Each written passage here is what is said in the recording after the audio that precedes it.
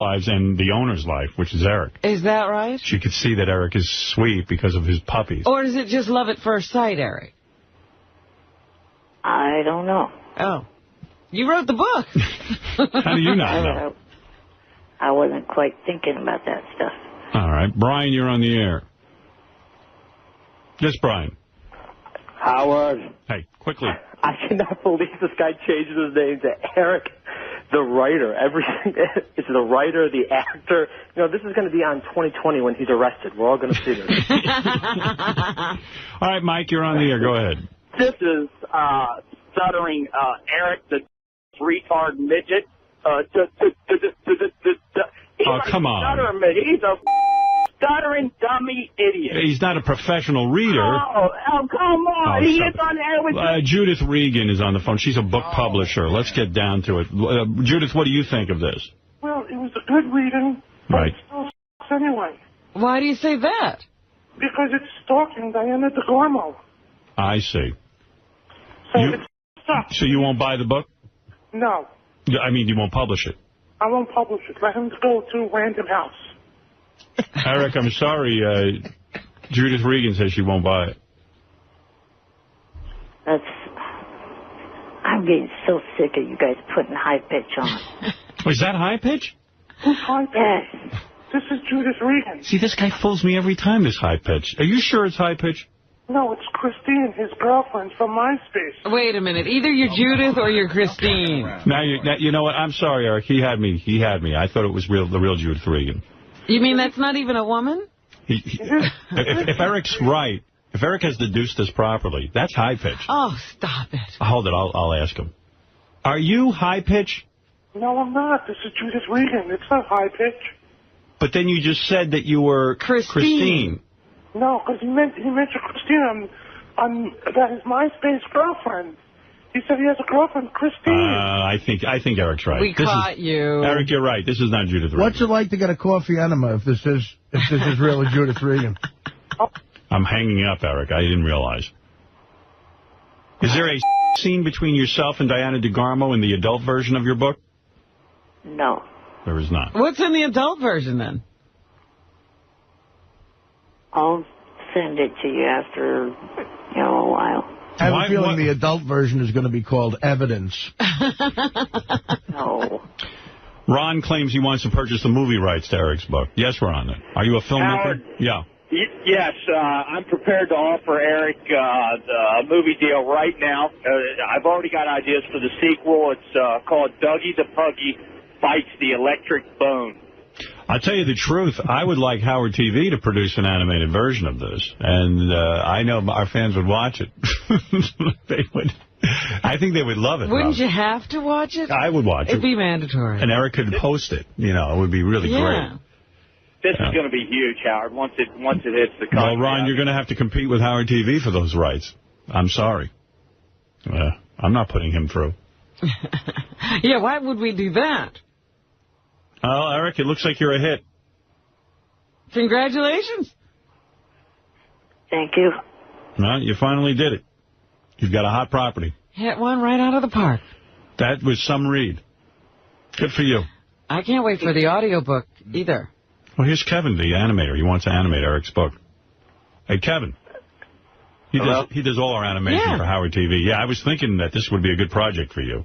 Hey, I was wondering what does Dougie look like? A pug. I mean, does he have is he a pug dog with like your head on it? No. Oh, that's good. Kevin, that's good. I mean, that would be kind of funny, Here's another thought, because sometimes authors will put themselves in the character. Should the dog be in a wheelchair? No. No. They don't have that affliction. Yeah. I've seen dogs with little carts. That would be sad, but I mean, the dog could be an Yeah, your dog would be a fat ass. I like a pug dog with Eric's head, not the wheelchair, but we'll go with the dog being... All right. Well, I think a lot of discussion has to be had. Kevin, if I can secure the rights to this book, I'll be contacting you. Yeah, just keep me posted. Hey, Eric, is the dog good at telling voices, recognizing voices? All right, Kevin, thank you. Okay. I'm good at recognizing these voices. All right, Eric, thank you. And Yeah, you're good at being a fat slob, are you? You know what? It's just my jealousy lashing out. Because yeah, why didn't you write? Let's see how your He book wrote is. a brilliant book. Right, Let's and see, you're writing a book. I'm trying to, and I'm not even close to. I can't get one word. You're You killing. don't have an opening page, do you? You have an opening sentence? I don't have. Mike, you're on the air in Nassau, New Hampshire. Hey, good morning. Eric, I get bad news. I saw a copy on the Internet last night, and I know the ending. What is the ending? Well, he does get married to DeGamo, but I don't know if I should tell you guys, because it is a good ending. What is the ending? He flies with balloons, and she's so impressed that she him right there. Wow.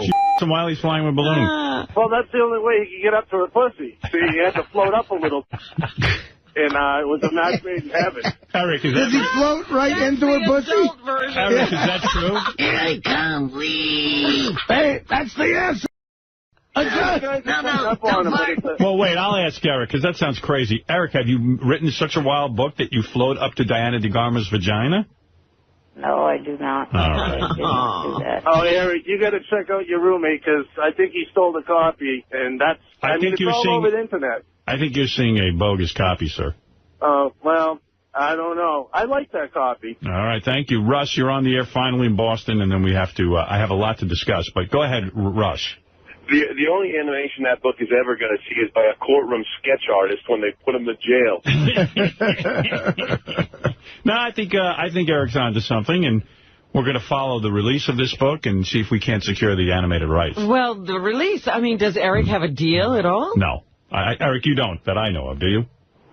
Johnny, I'm kind of working something through him. All right, Johnny Fratto obviously representing the book. I see. He's a tough negotiator. All right, well, listen, Eric, keep us posted, will you? All right. And thank you for debuting it here. I realize very nice. you know, it's a tough thing to read your own words, and this is your baby, so thank you. And Keep on stalking. Keep on stalking. I couldn't even actually find the final draft. That was one of the non-final drafts. You're kidding. All right, well, don't tell me your I don't know where problem. the final draft went. We'll find it. All right, thank you, Eric. Good luck with it. Next week I'll call in and tell you guys the outline of the script that I'm going to be starting now. All right, so you're starting a script now. All right. Okay, thank you. Is that based on the dog? It's not. No, it's not based on the Dougie thing. It's completely different. It's a crime drama. All right, thank you, Eric. You're obviously prolific. Thank you. Eric, the vile little thing. That's what a woman contacting Howard 100 News is calling Eric the Midget. The woman providing a transcript of what she claims is a creepy online exchange with Eric the Midget. You've got nice breasts. Would you ever show them off? Eric allegedly asking the woman. Would you ever have sex with a virgin? I have a hard-on right now. Eric allegedly telling the woman.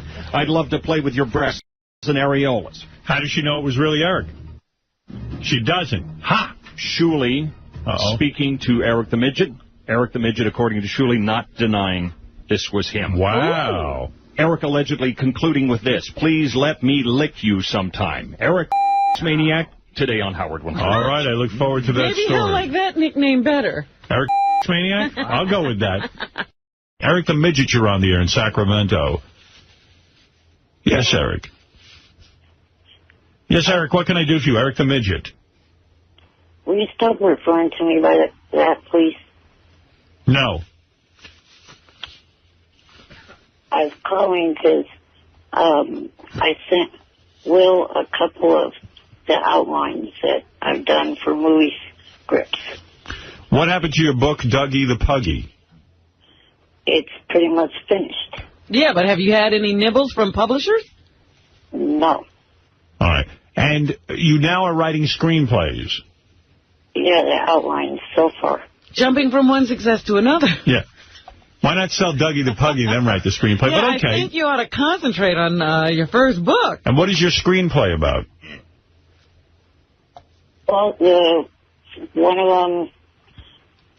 Oh, hang on. Let me open one. Oh, Bill Shatner's on the phone. I got to go, Eric.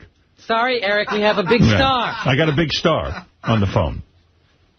Well, you have the two things there in front of you. Nobody gives a about them. Bye, Eric. It's badass. See you later. You at writing. William Shatner, Eric. All right, I got to go. I'll talk to you tomorrow. Bye, Eric. Bye. You're not on air tomorrow. Oh. All right, call in anyway, douchebag. Bye. Eric, I'll read your synopses, or I'll have Will explain it to me, all right? And then we'll get to it on Monday. One of them reveals something about the girlfriend thing. They all. We'll see you Monday. It was a joke.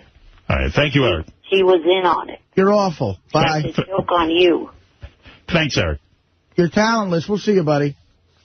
Yeah, whatever, bad actor. All right. That was a joke? Ha-ha. All right. Well, look who's back on the phone, Eric the Midget. He's pissed I hung up on him. He sucks. Hey, Eric, you were being particularly boring, honestly. No offense. Well, I called to talk to you, like I said I was going to call to talk to you about the outlines of the scripts. Yeah, but we don't care. Yeah, it was just getting boring. And William Shatner was on the phone. Wasn't going anywhere. What? You just In fact, him promoting Tahiti Village was more interesting than you. And, that wasn't all that interesting. He's a successful actor on one of the worst. Good actor, man. That's not fair. Boston Public is one of the worst. Boston Legal is one of the worst TV shows on prime time. I don't watch Boston Legal, but he was the Captain Kirk. He was on all those... T.J. Hooker. T.J. Hooker. I mean, how can you put down that kind of work? Wait, Eric. On the other line, we have a rock. It's more interesting than you. You're kidding. An actual rock is calling in? A rock is calling in. A stone. Yeah. And it's just a little more interesting than you, Eric. How's your 5 chins, Artie? My what? Oh, my 5 chins. You bastard. I'd shut you up. My 5 chins? Are you referring to my gardeners? They're doing fine. Hey, Artie, don't stop talking to Eric just because he made fun of your 5 chins. So what do you want, Eric? Do you have the outlines? Because now Hey, Will, what are these outlines? Maybe, you know what it is? I don't know. For some reason, it's really hard to understand Eric today. His phone connection is particularly bad. Do you know these outlines? Have you read through them, Will? Well, we tried to get through them, but they're really bad. And it's clear that Johnny Fratto wrote them, too. Oh. Oh, is that right? So that makes it not funny. What is wrong with you, Will? I wrote those myself. It just so happens that he lives with a family, with a guy named Johnny, his stepmom, his half-brother Joey, and Johnny Jr. Oh.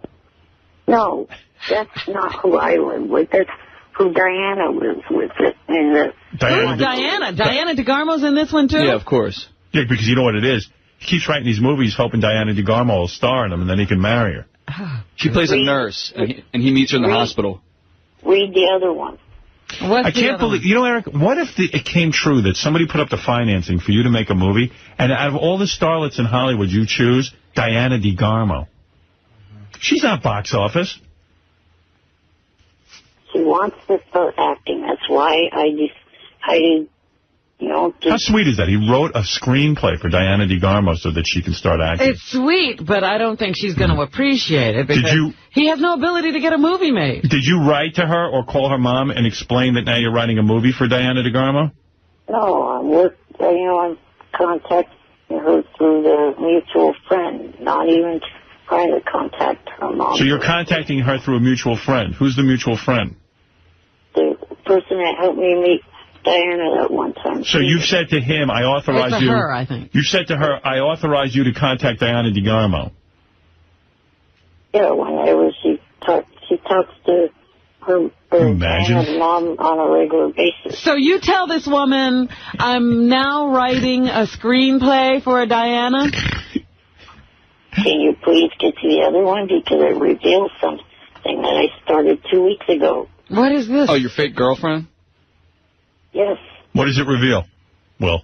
Dude, I'm on like page 4 of 15 here. Is it so boring? Oh, my God. You can't go through 3 sentences. Mind-numbingly boring. Imagine Eric, writing as opposed to hearing his voice. It's that much more boring. What was his level of education? Yeah, what level of education have you had, Eric? 12th. Graduated 12th in my class out of 93 students. 12th grade? Was it a special school? Yes. Was it special school? It wasn't all special ed, you idiot. Special school for midgets? No. Short bus? All right. Was everyone in Well, what are you revealing? We know the girl wasn't your girlfriend. All right, look. Hey, Eric, I'm happy for you. I hope the screenplay gets made, and I hope Diana DeGarmo marries you. What can I tell you? I really do hope so. I hope you're arrested. The second one, the other one, reveals that she's actually not the object of my affection anymore. The girlfriend really is the object of my affection. All right, so you're saying in your new screenplay, you reveal that you're not in love with Diana DeGarmo, but you're in love with this girl that you've been talking to on the Internet. Looking at her. Am I right? Yes. Okay. I don't... Wow. What's that supposed to mean to us? What it means, Robin, is while you're all sitting there thinking Eric's in love with Diana DeGarmo, fact is a real romance is developing. And you don't know anything about it. I'll show Diana. Oh, my goodness. I'm actually hoping to get to see her on Sunday. Hoping? You haven't met the girl you're in love with yet, have you? Not in person, no, but she is here in California. So what do? Having internet or something? Not even. They're not even doing that. But Eric thinks she's in love. Did she write to you that she's in love with you? No. But you've told her you're in love with her? No, I have not said that yet. Listen, little John Hinckley. Eric, I think you're in a relationship where you're in love and the other person isn't. I'm hoping to change that. Okay. Never gonna happen. Has she said anything to indicate... You're never going to lose weight fat. I'm saying I have a better chance of losing weight than you have of ever making a movie with Diane DeGarmo. Why can't you be happy for Eric, Artie? I mean, look what he's done. Because I don't like this little freak. He's written a He's a screenplay. miserable loser. All you say is negative stuff about me, mother. Yeah, maybe you ought to tell him who you are, Artie, and explain to him that you're a little more important in show business. There's a hierarchy here, Eric. All right? And Artie you're was in show treated business. like... because you are shit. Oh. Well, I think Yeah, he's going to... and in the other movie that you guys were first reading about, you're in it, Artie, but I cut you off. Artie's in the movie, but he's Artie dead. made the movie. Wait a minute, you put me in the film? Eric, there's a producer on the phone right now who wants to comment. He's heard about your new script, and perhaps maybe he's interested. This man's name is Jack. He doesn't want his last name on the air. Jack, are you there? Jack, please wake up and comment on Eric's script. All right, Jack fell asleep, unfortunately, Eric, listening to your script, but maybe he'll be interested later. All right, Eric, this is exciting. You've written 2 movie treatments, one starring Diana DeGarmo, and one you admit that Diana DeGarmo really isn't the love of your life. So you're not in love with Diana anymore? Is that what you're really willing to declare? Yes. All right. All right, good for you. I'm glad you're over her. And she still has no idea who you are. Thank you, Eric. She does. All right, Eric, good luck with the scripts. Thank you. So does the entire WWE ECW roster, by the way. What? Johnny met the whole company on Monday, and he told me that each and every one of them knows who I am. Oh, wonderful. All right. You're creepy. Bye. Thanks, Eric. Bye-bye. Bye, creepo. Creepo. Eric the Creep.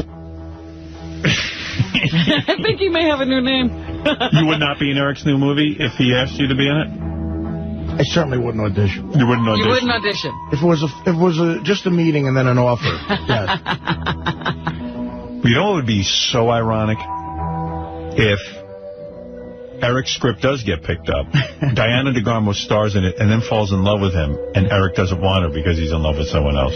Yeah, he finally finds new love, and his old love finally realizes she's in love with him. And then Diana DeGarmo commits suicide because she can't have Eric. She starts stalking Eric. That's right. She's writing scripts for him now. I hope that doesn't happen. You see her crying into his PJ pants. Hey, you know who supports the writer's strike? Who? Eric the Midget, because he's written a book now. And Oh, so he's striking too? Eric. He's picketing, but you can't see the sign. It's too low. Eric, you support the... Yeah, your is bigger than a sign, isn't it? Did you just write that joke now because you can't use it? You can't write. Yeah. Right. Go on strike. Are you on strike yet? I mean, Eric? Yeah. You won't be writing? No, I won't be writing anymore for, the script, so I'll hold off until after the strike's over. Yeah, but Eric, you're not understanding what the strike's about. In other words, you could write the script because you're not writing to the union. Yeah, you're not also writing it for anyone. Do you understand what I'm saying? Like, if you wrote it and then waited to sell it after the strike, that's fine. Other people have to see or hear what you write. Right. Yeah, barely anybody saw what you write, that stupid Beer League movie. You've clearly seen it and you enjoyed it. I've got several emails from you. Did he write emails saying he enjoyed it? I don't know. I haven't emailed you about that. No, because you're busy emailing every chick you're stalking. Oh, whatever, fat. I like that Eric's not writing, but it's irrelevant because... Well, he's throwing his support. Now let's struck. Then you'd have something there. Like, even writers are probably writing, like they're writing their own individual scripts and stuff. For the, right. They'd be smart to be doing that, actually. Absolutely. Be ready to go as soon as the strike is over. Or writing books. Here's a question, though. Why aren't you and Artie supporting them? Because you wrote Beer League, fat. And then Stern, you wrote, either... I wrote books. I'm supporting them. We support them. Why would we? Our show is in a Writers Guild show, that kind of show. My function is not as a writer on this show. Don't you two belong to it because of No. the fact that you... No, the Writers Guild won't have me. The Writers Guild won't have me. I didn't write a movie. I wrote the book. You didn't write the screenplay? No. No, a guy named Lenny Bloom did. Oh. I thought you wrote the screenplay part of it, too. Yeah. No, but I do support the writers. You support them like Ellen. You're not standing on the spot where you do your monologue. Right. I'm sitting on my chair.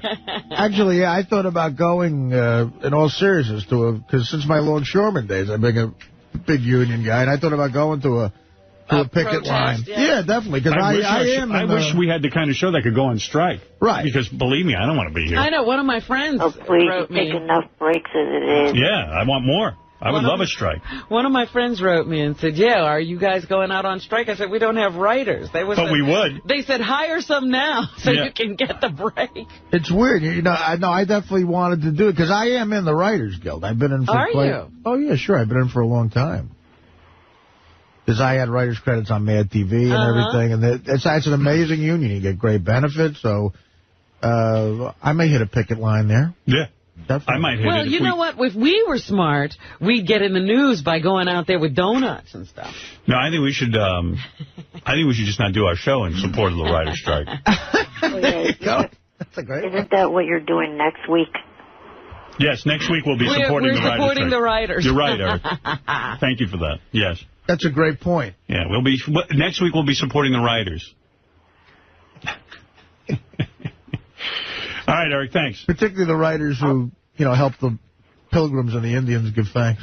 Right. Also, for your information, and just so you know, Johnny did not write a single word of either of those scripts. Right. Those came completely from me, and the reason why they had better grammar and spelling than I usually write is because the fact that they were edited by my friend Courtney. All right. Sounds like a lot of work is going into those scripts by a lot of hardworking people. And Eric is announcing that he will not write. Well, I'm sure you'll hear from the writers. Lou, do you want to say hi to Eric? Go ahead. Lou? There was someone on the phone for you, but he appears to have hung up. Hansy, go ahead. Hansy, you're on the air. What's going on, Eric? Hello.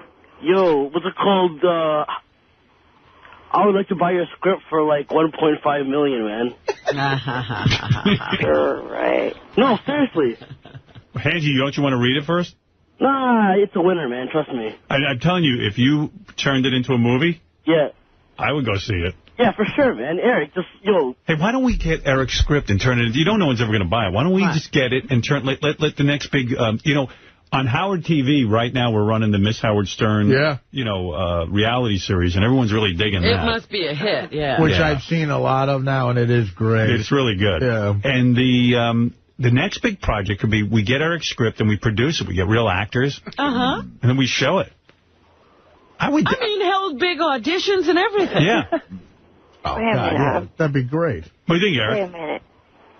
Hang on a second. I'm trying to write these 2 scripts so I could be in kind of. Yeah, you could be in it. No, but nobody would say says you can't be in it. Give me the premise of both scripts. Like just a little short outline, not a whole big thing. Like just in one sentence. What's script 1 about? Well, one of them is based on the relationship that I want to have with the girl Christine that I met on. Is it a love story? Yes. And do you want the actual Christine, but an actress to play Christine? Nancy, what are you laughing at? I'm sorry, man. No, do you want the actual Christine to play herself? Or would you... Or do you want Diana DeGarmo to play her?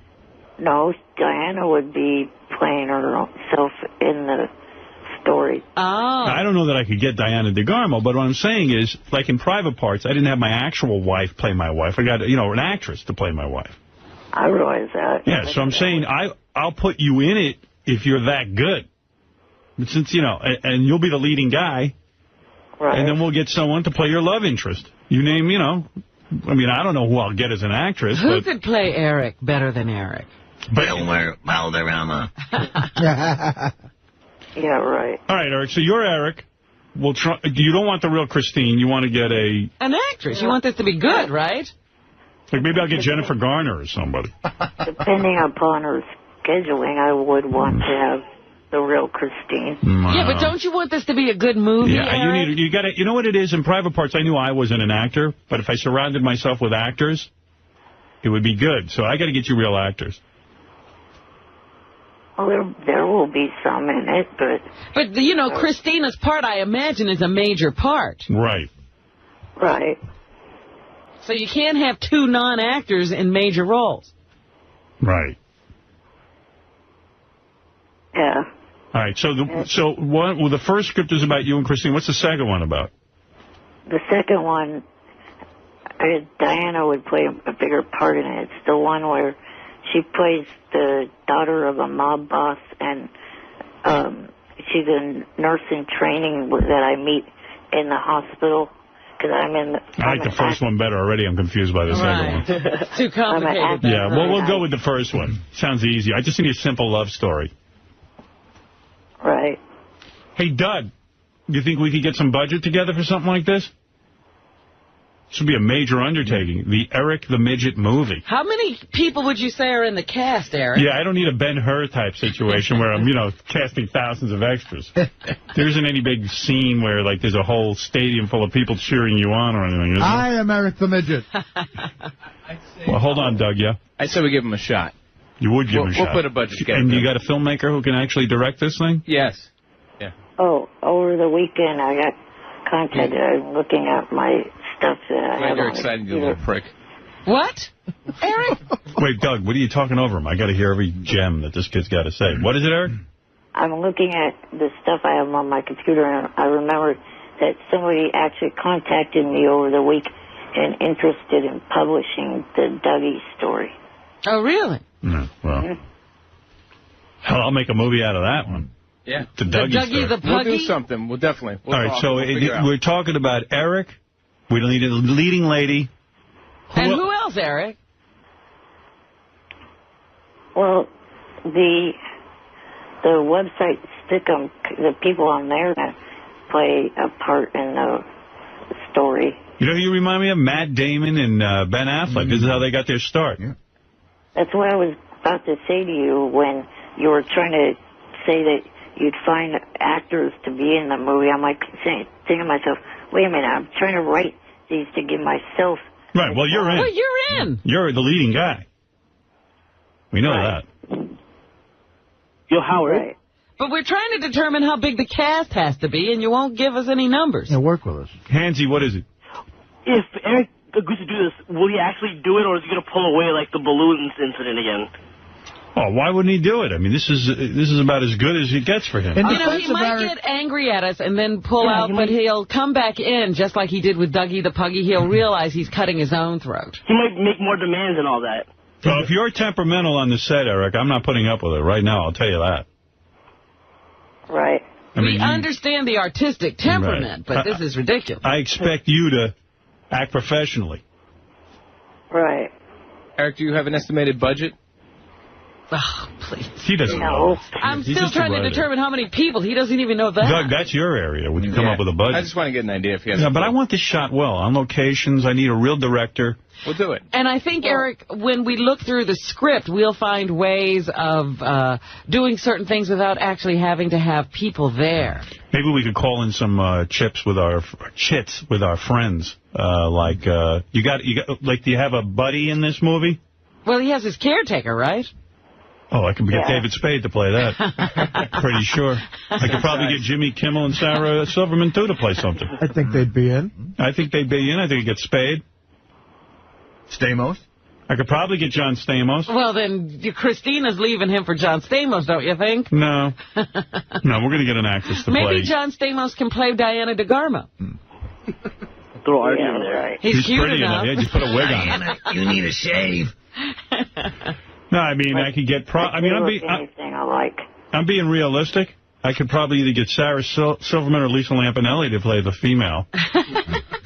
His love interest? That's right. But she'd have to insult you. You got to write for your strong points of your actors. No, he wants a cute chick. I'm going to get either Sarah or... who else do we know that we did? You know, I could probably get you Melissa Gilbert. Melissa Gilbert would be good. She's a fine actress. Tori Spelling. Does Jillian Grace do any acting? I could get Tori Spelling. Tori Spelling? What do you think of Tori Spelling as your love interest?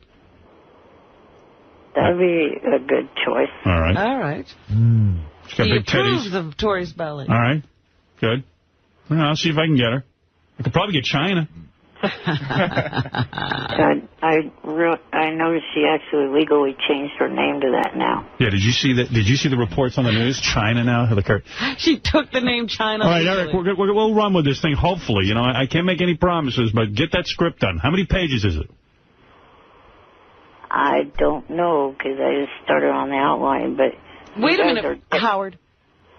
I'm just trying to get a page. Yeah, but what is the usual page count? The usual page count is 90, but Eric, try to keep it to 30 pages. Let's do a mini movie, okay? Short movie.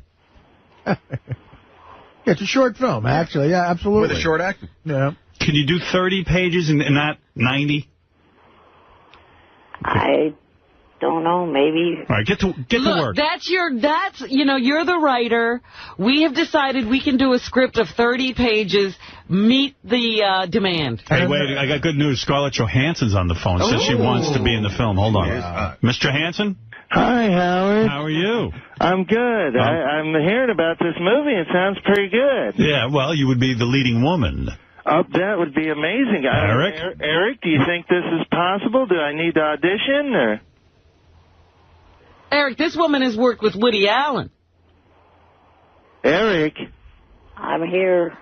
Well, what's the deal now? What do I need to do to get in this movie? Well, actually, it would help to be the real Scarlett instead of Richard. Are you not Scarlett Johansson? Oh, absolutely. I worked with Woody Allen. I've dated lots of stars. This is Scarlett Johansson. Well, all right. We'll get in touch with you. Well, if she knows those two things, it's got to be her. She knows Benicio del Toro, right? Right. I could probably get Benicio del Toro to be in this. Yeah. How about Liam Neeson? I don't think I could get him. You know him. I know him a little bit. You don't know him that well? I know his wife a little bit. I could probably get Natasha Richardson. She'd be a great love interest. Yeah. I could probably get that chick from Weeds, too. What's it, Mary Louise Parker? You know who I could get probably for this film? Tobey Maguire. He's done the show a few times. Oh, he should play Eric. No, Eric's playing Eric. Huge star. Well, he's going to be the sidekick, Eric's sidekick? Yep. Yeah, enough of this. You're on strike. Right. Yeah, get to work. Yeah, you got to write your script. 30 pages. If we're going to do this, I got to start shooting immediately. So you got to think editing all the time. Yeah, just knock out 30 pages tonight. We'll start shooting tomorrow. Yeah, right. I'm talking about work. I'm fast-tracking this project. You've got a call time of 7. What are you doing still on the phone? You got work to do. And I'll help you with the script. You're going to direct? Are you directing, Howard, or are we giving it to somebody I'm not else? directing, no. All right. No. Coppola. Mark Coppola. Mark Coppola. It's a cupola, all right. Right. I can get Tobey Maguire to play the cop who arrests Eric for harassment. Get that Spider-Man outfit. Officer Maguire. Mm-hmm. Hi, I'm Officer Tobey Maguire. I'm here to arrest you. Take care of the kid. All right, Eric, get to work. You got your work cut out for you. Got your marching orders. Strike Schmike. You're working. Get to work. Start writing, stupid. And whatever. Thank you, Eric. Has your gotten so big you haven't fit through the door yet?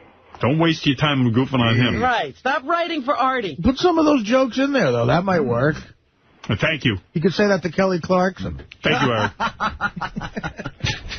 Maybe that should be someone I might be seeing this week. She's coming to the area. Yeah, whatever. Well, a lot of people are seeing her the way you're seeing her. Yeah. You're seeing her the way millions are seeing her. Daphne, Yes? you're on the air. Oh, I am. That was so quick. Oh, my God. I was on hold for half a minute. See? See? Possible. Miracles happen. Yes. You have to make this movie, Howard. Oh, we're going to. Okay, good. There's not one of these things where you say you're going to do it and you never do it. No. If Eric writes the script, I'm going to get to work on it. Okay, Eric, you got to do this. But like the actors are saying in Hollywood, we are handicapped without our writer. But he understands that he can write. Well, he can write this. Does he understand what you said before, right? Yeah. Okay, good. But you have to have.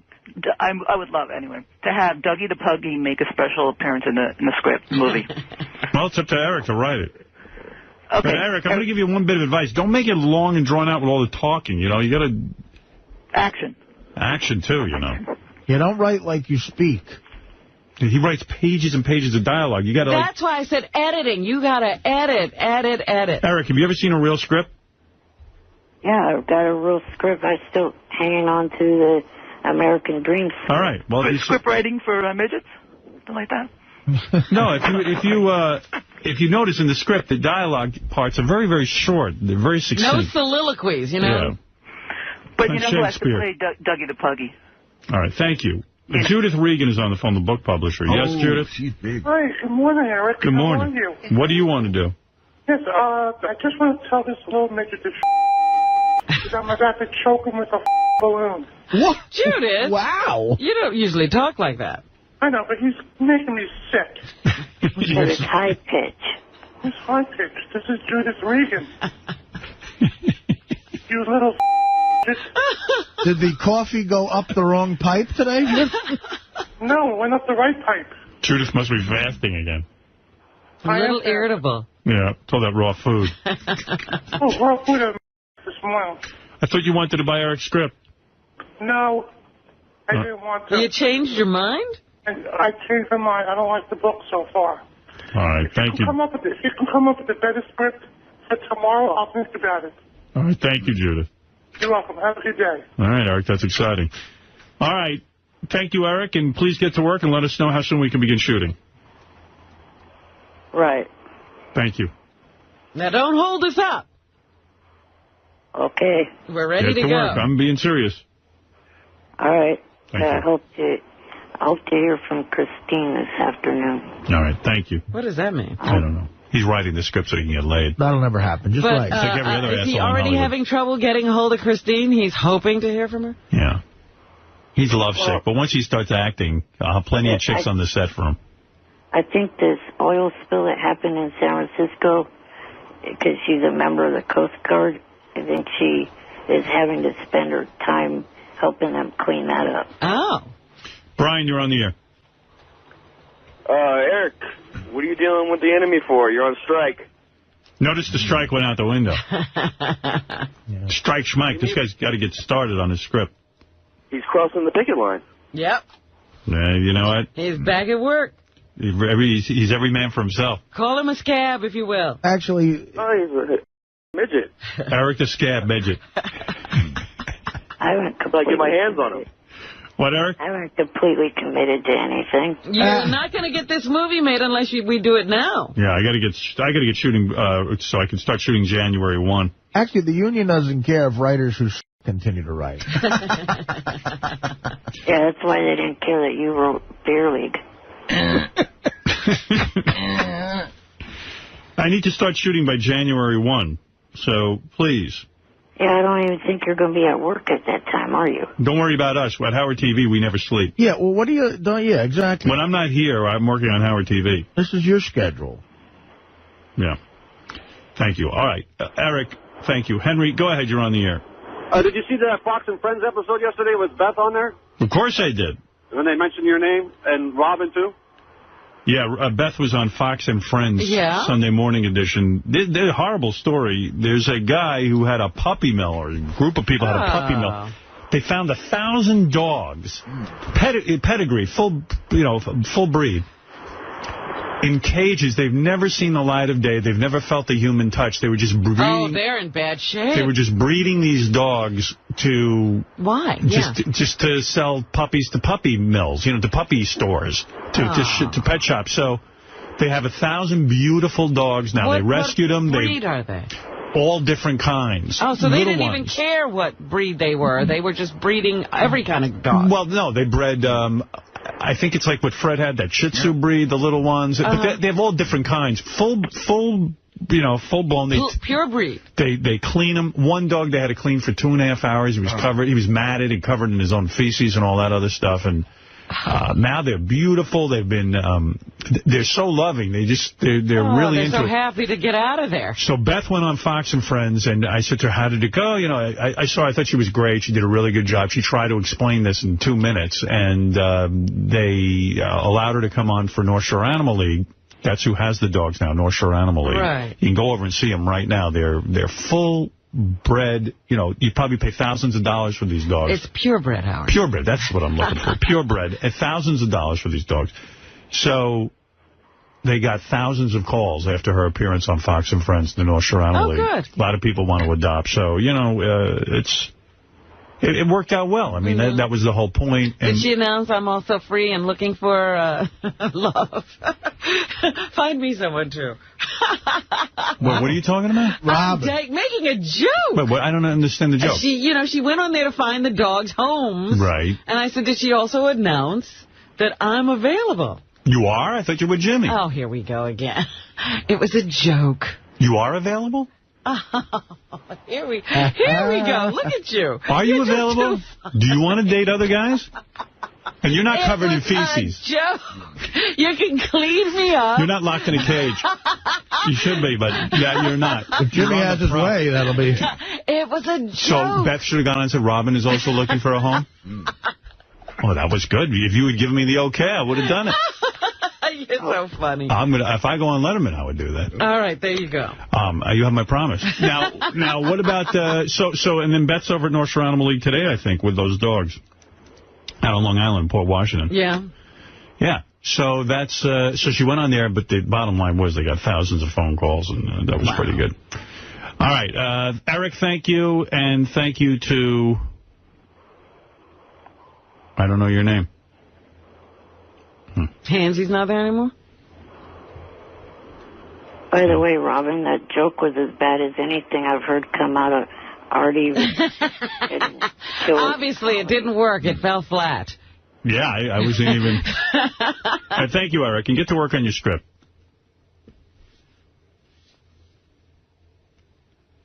Get to work on your script. All right, write some better jokes than that.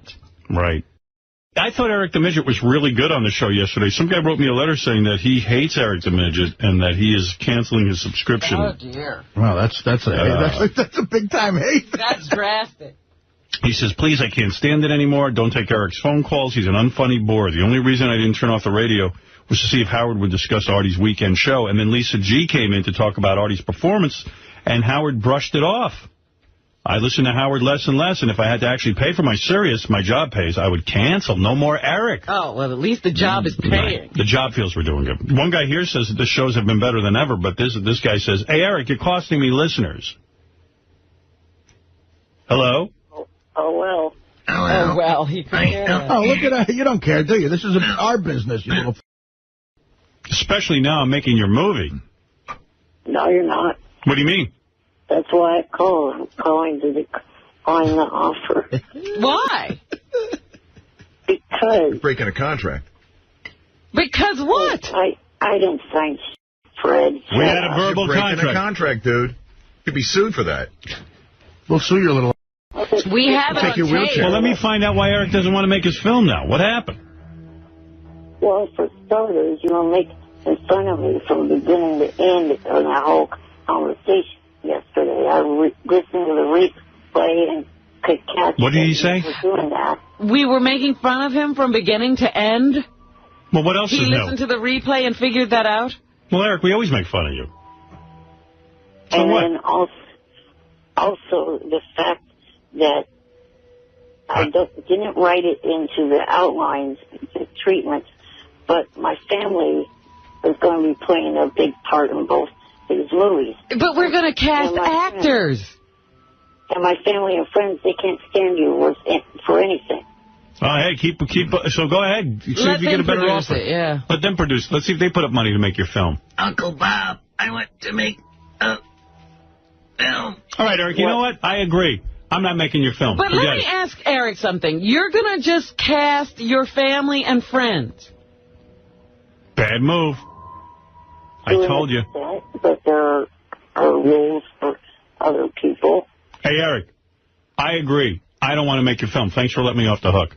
Bye. We can't lose any more listeners now that we're not making your movie. Wait a minute. I was going to make another offer. All right, I'm listening.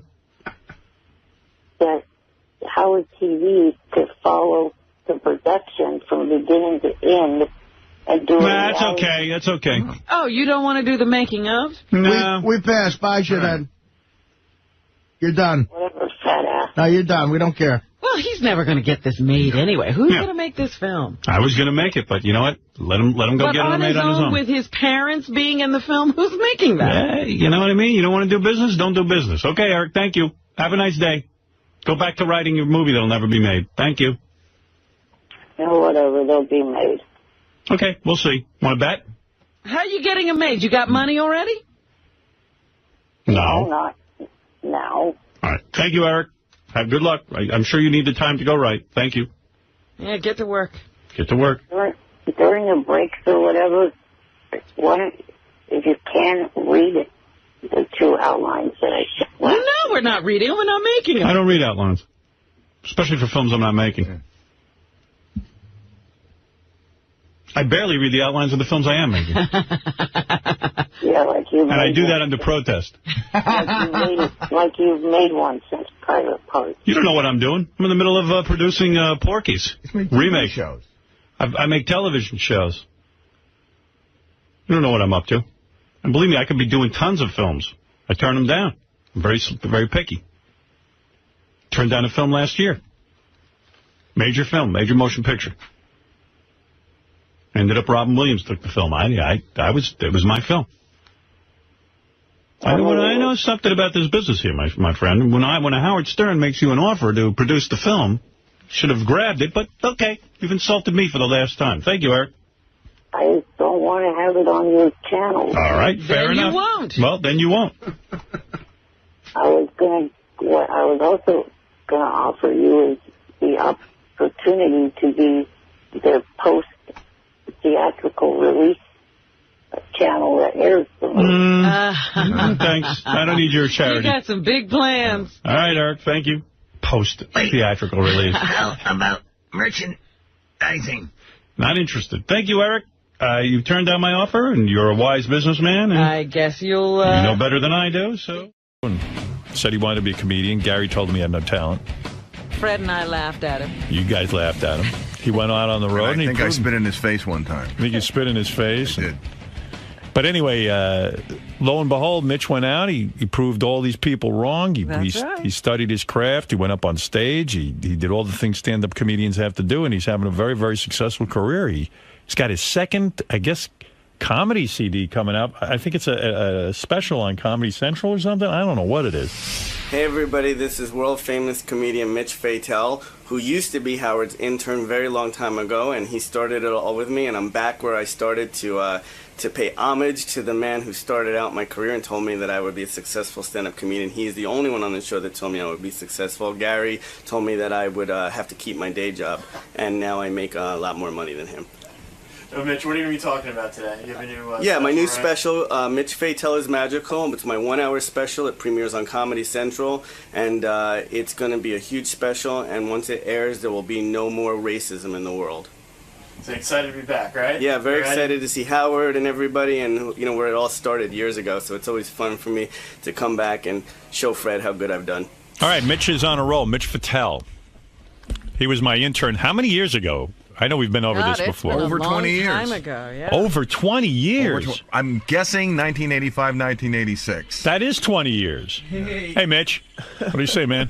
85, 86? Was it 20? Because it was before John. Mitch, was it 20 years ago? Before John. Really? Was it 20 years that you were 20 years ago you were my intern? Yeah, I was only 10. Another young comedian. Hi there. Thank you. Mitch actually gave us John because what happened was Mitch was interning for us for like a year, and then he fucked up his car. He couldn't come in. I got Mitch, a car accident. Mitch's father was like, I don't understand why you work there for free. So Mitch's father wouldn't fix the car. Mitch was so devoted to us that he didn't want to leave us high and dry. So he goes, there's this guy that sits next to me in my class at NYU. I think he'd be good. And then he goes, and he stutters. So I was like, whoa. And then you were like, by the way, he stutters. And I went, well, he's accepted then. I came to you and I was like, I think there's a problem though because he kind of stutters. And you're like, hire him. That's exactly That is true. You're out. He's in. He just said, hire him. Quickly. Wow. How you doing? I'm great. Yeah, Mitch was our intern, and, we've told this. I'm not going to go over old history, but the stories were Gary, Baba Booey was sort of Mitch's guy. Like, I had a guy in my career who told me I'd never be a disc jockey, I'd never be any good at it. And Gary was your guy. He was my Howard in the back. Right? Yeah. He said to you, keep your day job. You told him a joke, and he was like, keep your day job.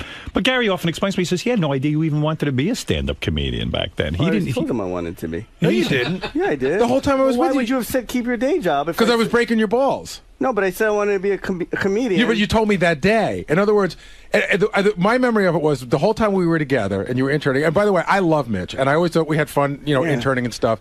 And I don't remember Mitch ever saying to me, like, the day he got there, like, I want to be a stand-up, or the whole time we were together. We even went out to Comic Relief together, and I don't think you said stand-up comedy when I was 15. Like, but I didn't know that. Nobody knew that about you. I thought he knew. No, I didn't know that. So one day you said, I want to be a comedian. I said, oh, tell me a joke. And you told me a joke. And I said, don't quit your day job.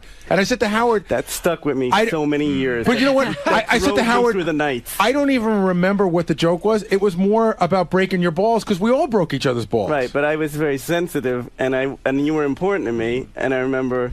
I know, and I spoke to Elon Gold years later, and he said you were very upset about it. I thought you'd gotten over it, and I was kind of a pussy back then. Yeah. I think. Like I think he let everything bother him. Yeah. You couldn't say anything to I Mitch. was young, and I just wanted to. Yeah. Well, I think what happened is when you become an intern on the show, and this probably happens with interns here now, you just think, well, I'm famous now. That's it. I'm going to be like, I'm going to walk in, and I'm going to be your new co-host. Right. And so you walk in, and you're like, I gotta make potatoes? Stand it. That ain't fun. So I thought I was, the day I got the call from Gary that I could be your intern, I was like, well, I made it. That's it. It's done. Career in high gear. It's done. And then I remember when I left the show, I had what I learned was the worst thing that could happen, which I had fame without any money at all. Right. And I had to get a job at a truck stop, an overnight truck stop, and I would have drunk kids coming in going like, "You're the Howard Stern guy." and my line was, if I was the Howard Stern guy, would I be working at an overnight truck stop? The shame and humiliation.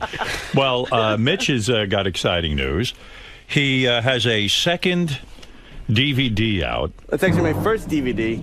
Oh, but this is your second Comedy Central special. Your second Comedy Central special. It's Mitch Fatel is Magical, and you can see Mitch on the cover of the DVD. He is dressed as a wizard, and he is making a girl float in midair. And that's your girlfriend, huh? That's my hot Asian girlfriend. Boy, I got to tell you something. There's an advertisement for going into show business. Now, she is one hot girl, There's huh? no reason that girl should be having sex with me at all. It's disgusting. Her parents are disgusted by it. She's gorgeous. Everybody's disgusted Look by at it. this girl, Robin. Even you will turn lesbian. Wow. Amazing. How's that, Artie? Very nice. Very nice. And that's, hey, listen, that's what fame and success brings, It was right? worth all the work just for that. And the funny thing is like, I forget that she's only with me because I'm in show business, and so I'll be walking in the mall and I'll see a girl that looks like her and look at the girl a little too long, and they get that sleazed out look like an older guy looking at him. Yeah. And I realize, like, oh, she'd have no interest in it because she promises me that she would. Yeah. Well, she thinks she would anyway, and that's good. She's great. Someone told me a story that you just told one of the guys in the green room, that this is years ago before your beautiful girlfriend, that you had an opening act, and he walked into your room. Yeah. Is this true? Carrie, he's here. Oh, Yeah. he's here. Your opening act Yeah. is here. I guess when you travel on the road, you have your He's my regular guy. He's your regular guy. You like him. And he walked in. He says, "You can't believe this. A girl just blew me who Right. saw the show." Yeah. And you said to him, "Do you think she'd blow me That too?" was my first line. Not that he got blown. Can I get blown? Right. And he's got a big red face because he just got blown. He's like, I just got a blowjob in there. No. So I go, will she blow me? He goes, go ask her. She's in the room right now. So I walk in, and she's putting back in her tongue ring. Right. I walk in, and I go, hey, Gary said I should come in here, and something special was going to happen. All right. And she goes, I don't know what he's talking about. And I go, what just happened in here? And she goes, he just blew his load in my mouth. Yeah. And I said, can I have one? And she goes, really? You want me to give you a blow? And I was like, yeah, I do. And I just sat down, and she just gave me, and I didn't even know her name. Was she a good-looking girl? She was the kind of girl that blows a guy that walks in 5 minutes. Yeah. So she was. So she was she was young. I think youth is the most important thing. She was like 23 years old. You weren't disgusted that she had just accepted your buddy's load in her mouth? You didn't care, right? I think afterwards, that's when I was like, well, I have his load on my now forever. He's kind of fucked me. I thought when you're the headliner, you get blown it first. usually first. Yeah. But he's very aggressive. I wait for the girls to come to me. Right. He's very, very aggressive. Like, he'll just ask every single girl that comes to the table, will you blow me?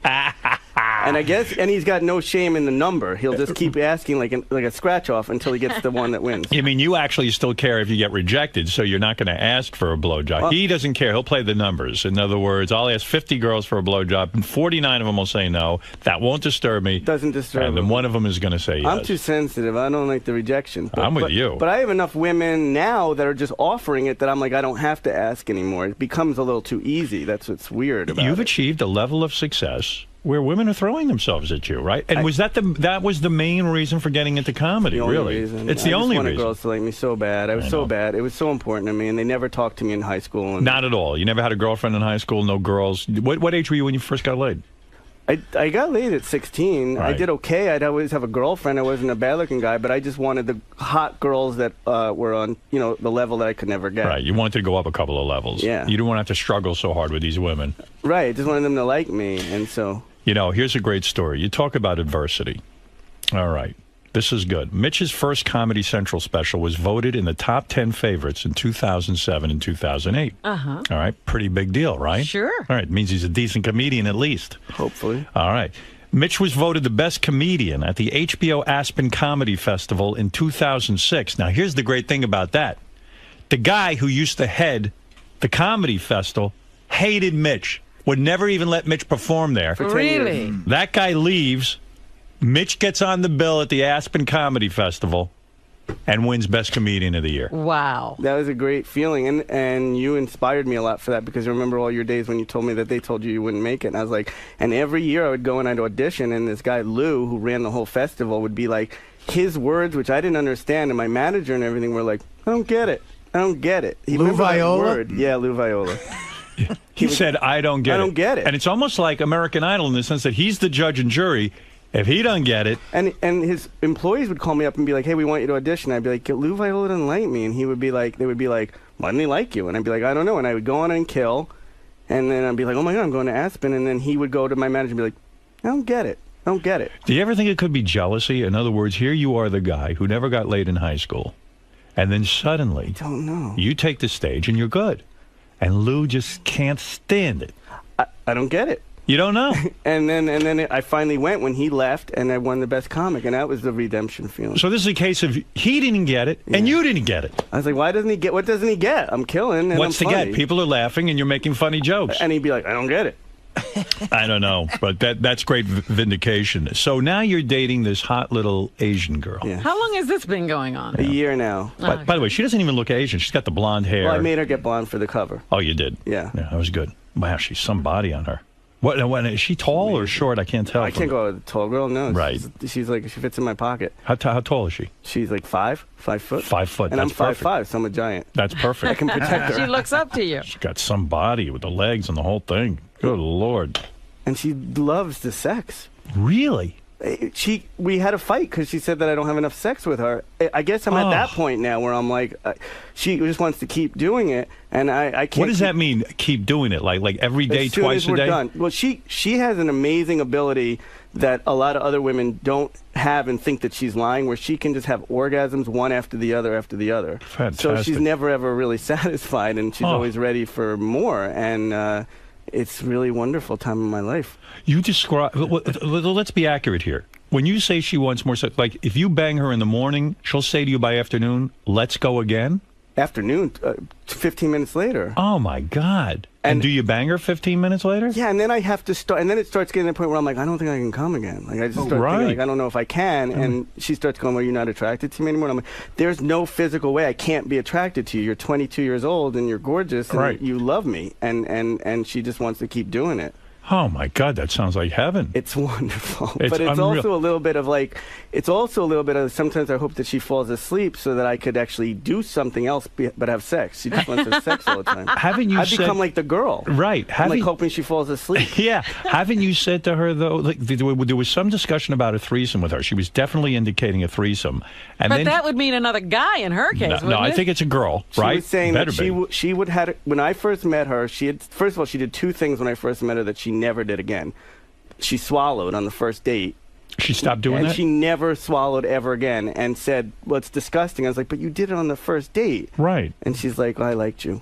Yeah, she's trying to impress you. Well, what happened? She doesn't like you now? I think that now that we live together, she doesn't care anymore. Well, Beth did certain things in the beginning of our relationship that I haven't seen again. My question to you then is that a planned out thing that they go, okay, I'm going to do the stuff that I know that they like? I analyzed this.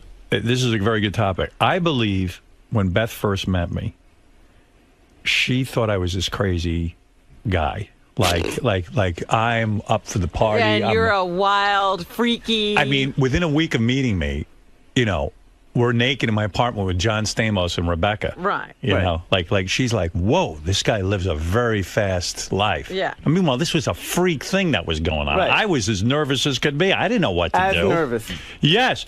Now... So I think in the beginning, women think, wow, with this wild guy, impressed. I got to really... I got to step it up. Yeah. Well, and then after a couple of weeks of being with me, she saw I was just a nebbish, and she said, well, what am I stepping up here? I got to relax here. I think that's what happened, because I flew her to D.C. to a gig. Right. So she felt like she was a big star because she got off the plane and whatever, and we went right back to the hotel, and she swallowed. She's and right. She swallowed. And then, but what I did learn is, her sexual appetite was the same, because then we started having a lot of sex, and she kept wanting more. Right. And then she said to me, I like girls. Have you ever had a threesome? And I'd had a threesome about 2 years ago that I still don't know if it counted or not. What do you mean? I actually want your opinion on this. Good. This is the only thing I'm an expert in. And I had two different people have different opinions on this. A really pretty girl came over to a show in Houston, and she said that she was a big fan, and it was her birthday, and she said to her friends in the limo on the way for her birthday, she's a stripper, Mitch Fatel doesn't know that in an hour he's going to have his penis in my mouth. Wow. So she came right over to me at the table when you sell the CDs, which the CDs is the best Match.com for comedians that's ever happened in the world. They just come over, and that's when you flirt with them and whatever. So this girl came over to me, and she's like, I love you so much. And I was like, well, why don't you show me how much you love me or whatever? And she's like, I'll show you. So we went into the green room, and she gave me a blowjob in the green room. Wow. So this is about 2 years ago. Good-looking girl. Attractive. Yes. definitely, the kind that you walk into a strip club and you're like, oh, that I would pay money for that girl. Right. So then she's like, are you going to come out and party with us? So I knew she was wild, and I knew she was a stripper, and she had a bunch of stripper friends with her. So I said to her, hey, I've never had a threesome, and that's what I've always wanted. And she said, I can make that happen with no problem. Look at this. She said, I'll come back to your hotel room. You're going to give you a great memory. Open the door. Her friend is two levels above her in looks. Wow. Suddenly, I have no interest in her anymore. Right. I just want... she brings in a gorgeous girl, which is the worst thing she could have done. Right. She should have gone a level under her. Absolutely. She comes in... Now, her name is Nikki, the pretty one. The gorgeous one is Krista. Right. They come in. We both get in the shower. And I'm like, I'm finally going to have my first threesome. This is why I got in the show business. This is why I worked overnight. This is everything you've been working for. This is why I got Gary coffee. So I was like, this is wonderful. So I started having sex with Nikki, and then I went to put my penis inside Krista. The good-looking one. Krista was going down on Nikki. Right. Nikki was blowing me. I went to put my penis inside Krista, and Krista pulled her ass away like she didn't want me to go inside of her. Oh. So I go, oh, Krista doesn't want me inside of her. Like, Krista's just here for this girl. Right. So I start having sex with Nikki. I again get on top of Krista and kind of make it impossible for her to not let me go in. Like, I kind of just get on top of her. Right. I rape her. Right. My penis goes inside her vagina, and Krista lets out this great moan that has gotten me through a lot of lonely nights on the road now, that moan. Yeah. And as soon as I got in, it hit me that Nikki had said, Mitch is my guy. Don't have sex with him. Ah. She got jealous. Nikki all of a sudden turned over in the bed during the threesome and just started whimpering. Oh, dear. No. Over. Oh, dear. The uglier girl. The uglier girl. She started to cry. Now, Krista and me, I don't care. I just want to keep fucking Krista. Right. But Krista got upset. I have no interest in what's going on. We've got Nikki out of the way as far as I can. Right. Nikki's down. But now these are friends, so Krista starts going, Nikki, what's the matter? Nikki, what's the matter? And I'm like, Nikki's fine. Yeah, don't worry. Nikki will survive, yeah. And she's like, that's my girl. I can't. So she starts calling up, like, Nikki, what's the matter? And you're still fucking through all this. I'm still kind of going in, and I'm like, I got to come before this fucking turns into a nightmare. That's all I care about this point. So they're having a conversation, and I'm just an animal, just like a dog, just trying to get off. Girl's crying, the other one's trying to console her, and you're fucking. And finally, Nikki does one of these. Which like, was a shrug. Come on, I'm talking to my friend here. She's crying. Yeah, stop going back and forth. You know what the rules were? And Chris is like, I didn't know he was going to do it. He came behind me. He whatever. Raped me. And she's like, so I'm like, I have to finish. Right. I'm hard as a rock. And I'm just watching these girls console each other. And I'm like, do I jerk off on them while they're talking about this? I don't know what to do. Is this hot? Yeah. I love jerking off on crying women. The more damage, the better.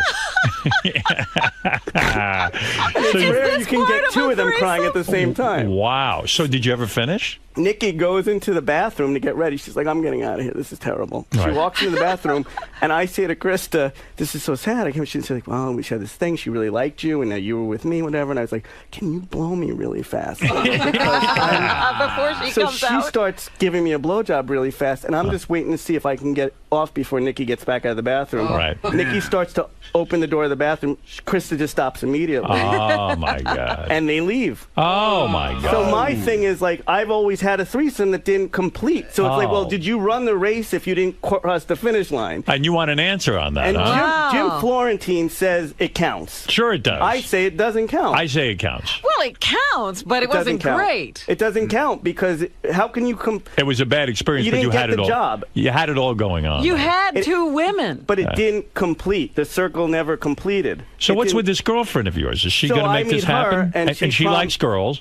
Promises me this is going to happen. You don't, because you think she's too into you and she doesn't want to. I think once they get so attached to you, then they're like, well, no, I don't want to see you. And the whole thing is, every time me and her had sex before we moved in, it was a lot of like, while we were having sex, she'd whisper in my ear like, oh, and then when you're fucking the other girl, I'm gonna pull out your cock, and I was like, tons of great stuff like that. Right. And then one day I was like, remember that whole pulling my cock out thing? What's going on with that? Yeah. And she goes, well, I have to find a girl that I'm comfortable with. And she'll never find one. She's not interested in searching. I'll tell you how you know you had a threesome, and this is how I judge it. Because let's change the scenario. You were in bed with two guys. One stuck it in your ass and one put it in your mouth. I'd cry. But you didn't come. We'd still say you had a threesome with 2 guys. It would be forever you're gay. You had a threesome with 2 guys. So you've had a threesome. That's a weird way to figure it out. That's the only way to figure it out. That's how you do it. He would have been fucked in that scenario a couple of times. What is it, Fred? I don't think it's a threesome. I think it's an incomplete relay race. Thank you. Right. It doesn't count. It counts. Don't knock yourself. Don't feel so bad. Now, you've become this lover, and I'm fascinated about it. You've been engaged twice. Yeah. You were engaged to I make a lot of promises while my penis is hard. Yeah. Well, you meet these women. Someone told me you had the score of the century. You met some 21-year-old chick, super hot, super rich, family has money. Yeah, she had money. And you backed out? That sounds like a home run. What's wrong with you? What's the matter with you? We got engaged. Yeah. And then I realized she was crazy. But crazy, where you're like, there's some girls that are just kind of crazy. Right. Then there's girls that you're like, I think I could be shot, maybe. I think I could maybe be killed in my sleep. Really? Wow. Yeah. What gave you that indication? I mean, she just... She bought a gun. No, what the indication was that she hated show business, and every single... She met me because she was a fan. And then I'll never forget, and I don't know if you ever got this by Beth, but she was a fan before, and then when I started dating her, she started having this contempt for what I would talk about on stage, because I talk about sex all the time, and she did a lot of this. What you talk about is disgusting. What you talk about on stage is disgusting. All right. And I would be like, but that's why you met me. And she's like, but it's before you were mine, and now you're talking like that. That's crazy. And she wanted me to give up show business. That's crazy. That's crazy. You did the right thing. Well, that's what happens when the girl has all the money. Yeah. They sometimes want to tell you I never what had to that do. with Beth. I mean, she was not a fan and didn't listen, and then she wasn't a fan before. No, it wasn't her thing. My girlfriend now wasn't a fan. She came to a show and then came over for a picture. Right. And I was like, oh my God, you're so perfect and tiny and Asian and don't speak English. It was just perfect. And no, Beth knew me, knew of me. Her father was a fan and her brothers were fans, and she knew about Fart Man and all this other stuff, but she didn't really know the show. Right. So she just thought I was some disgusting guy who got naked women on the show, which I am. Right. But so that's sort of how that works. So she never really tries to tell me to change the show and doesn't listen, which is good. Well, yeah, Jelly... She was disgusted by me, quite frankly, at the beginning. You know what I mean? Yeah, see, I think this girl was disgusted by me after she had gotten to know me. Right. And so it was a lot of that, you're disgusting, that wouldn't have worked. Hey, here's something interesting I didn't know. You dated comedian April Macy, who won our hottest, funniest chick. She was very hot. You banged Mitch Fattel, used to be our intern? Yeah, he's petite. He's a tiny nice guy, man. right? Kept Funny him in guy. my pocket. No kidding. Mitch got laid, huh? Yeah, Finally. Mitch gets laid a lot. Mitch dumped me when his Comedy Central special aired. He was like, I'm going to need to bang 18-year-olds now. Yeah. You're like, yeah, I see. You're a little long in the tooth for me. Yeah. How'd you meet her, on the road? We and April met at a gig. Wow. Yeah, and she was one of the first girls that didn't give it up the first day, but but the second day she did. And did you stay with her for a while? She seems like a fun girl. How could two comedians be together? Yeah, really, they can't. Yeah. what, did you break? What is a one-nighter, and that was it? No, it was a one-nighter, and then I made the mistake of she was dating Gary Goldman, and they were breaking up. Gary Goldman was the guy on Tourgasm. Okay. Tall guy, really tall guy. She was dating him and breaking up, and I did that whole. I thought I had the great score of the century because she was a hot, really hot redhead, and I was like, hey, listen, while you're going through the breakup, you can stay in my condo with me while you're looking for a place to go live. Right. I thought that means I get her for 6 weeks just in the condo. Right. To fuck her for 6 weeks straight, and then she'll move out and get a place. Right. But I guess as soon as a girl gets a key to your apartment, they now live there. Right. So after 6 weeks, I had to be like, you moving out anytime? She's like, no, I'm not moving out. Wow. And she's like, and I said, oh, so we're living together now? And I had never really wanted to live with her or... Right. It was moving too fast. I just didn't want to date a comedian. Right. Because they're crazy. Really? Yeah. April's... Crazy. April can't be as funny as she is without being nuts. She had a horrible childhood. She's got huge daddy issues. She's an absolutely stunning girl who just is consumed with jealousy. She's just very jealous. I would be getting calls at 6 o'clock in the morning in my hotel. Hello? And it was April going, who the fuck is on your MySpace site saying that she can't wait to have sex with you? And I'd be like, I have no idea who you're talking about. Can you give me her name? And I didn't. All right. And she was obsessed with the thought that I was cheating. Wow. I was. You were. Of course I was. Right. But, and she, so we started fighting. Right. And then that was bad because she's had a bad childhood. And I believe that women grow up with an ability to fight a lot more than men, because little girls torture each other, whereas little boys just punch each other. That's right. So that's all I know how to do is just go like, you suck. But she would just emotionally, so she's... It sounds like a nightmare. By the way, she did say something wonderful about you. Yeah. What did she say? She said you had a big penis. This is what I think. My theory is she came from Gary Goldman. Yeah. Apparently, Gary is not huge for his size. Right. If you put his penis on a smaller guy, then you'd say, I think we have probably the same size penis, but I'm only 5'5", so on me it looks enormous. Because yours is not enormous, is what you're saying. It's like an optical illusion. I Right. think the girls see it, and then they're like, oh my God, he's Iron Man. Right. And then, They're expecting nothing, and then there's something there, and they go like, whoa. and then it's kind of like when you reach out, after 5 minutes, they look like the dog when you fake throw the ball. Like it doesn't look right. So when a girl is that possessive and that into you, right. Isn't she a freak in bed? Like, isn't a girl... April was phenomenal in bed. Really? April... And she's gorgeous. April's big thing was jealousy. Other than jealousy, she was...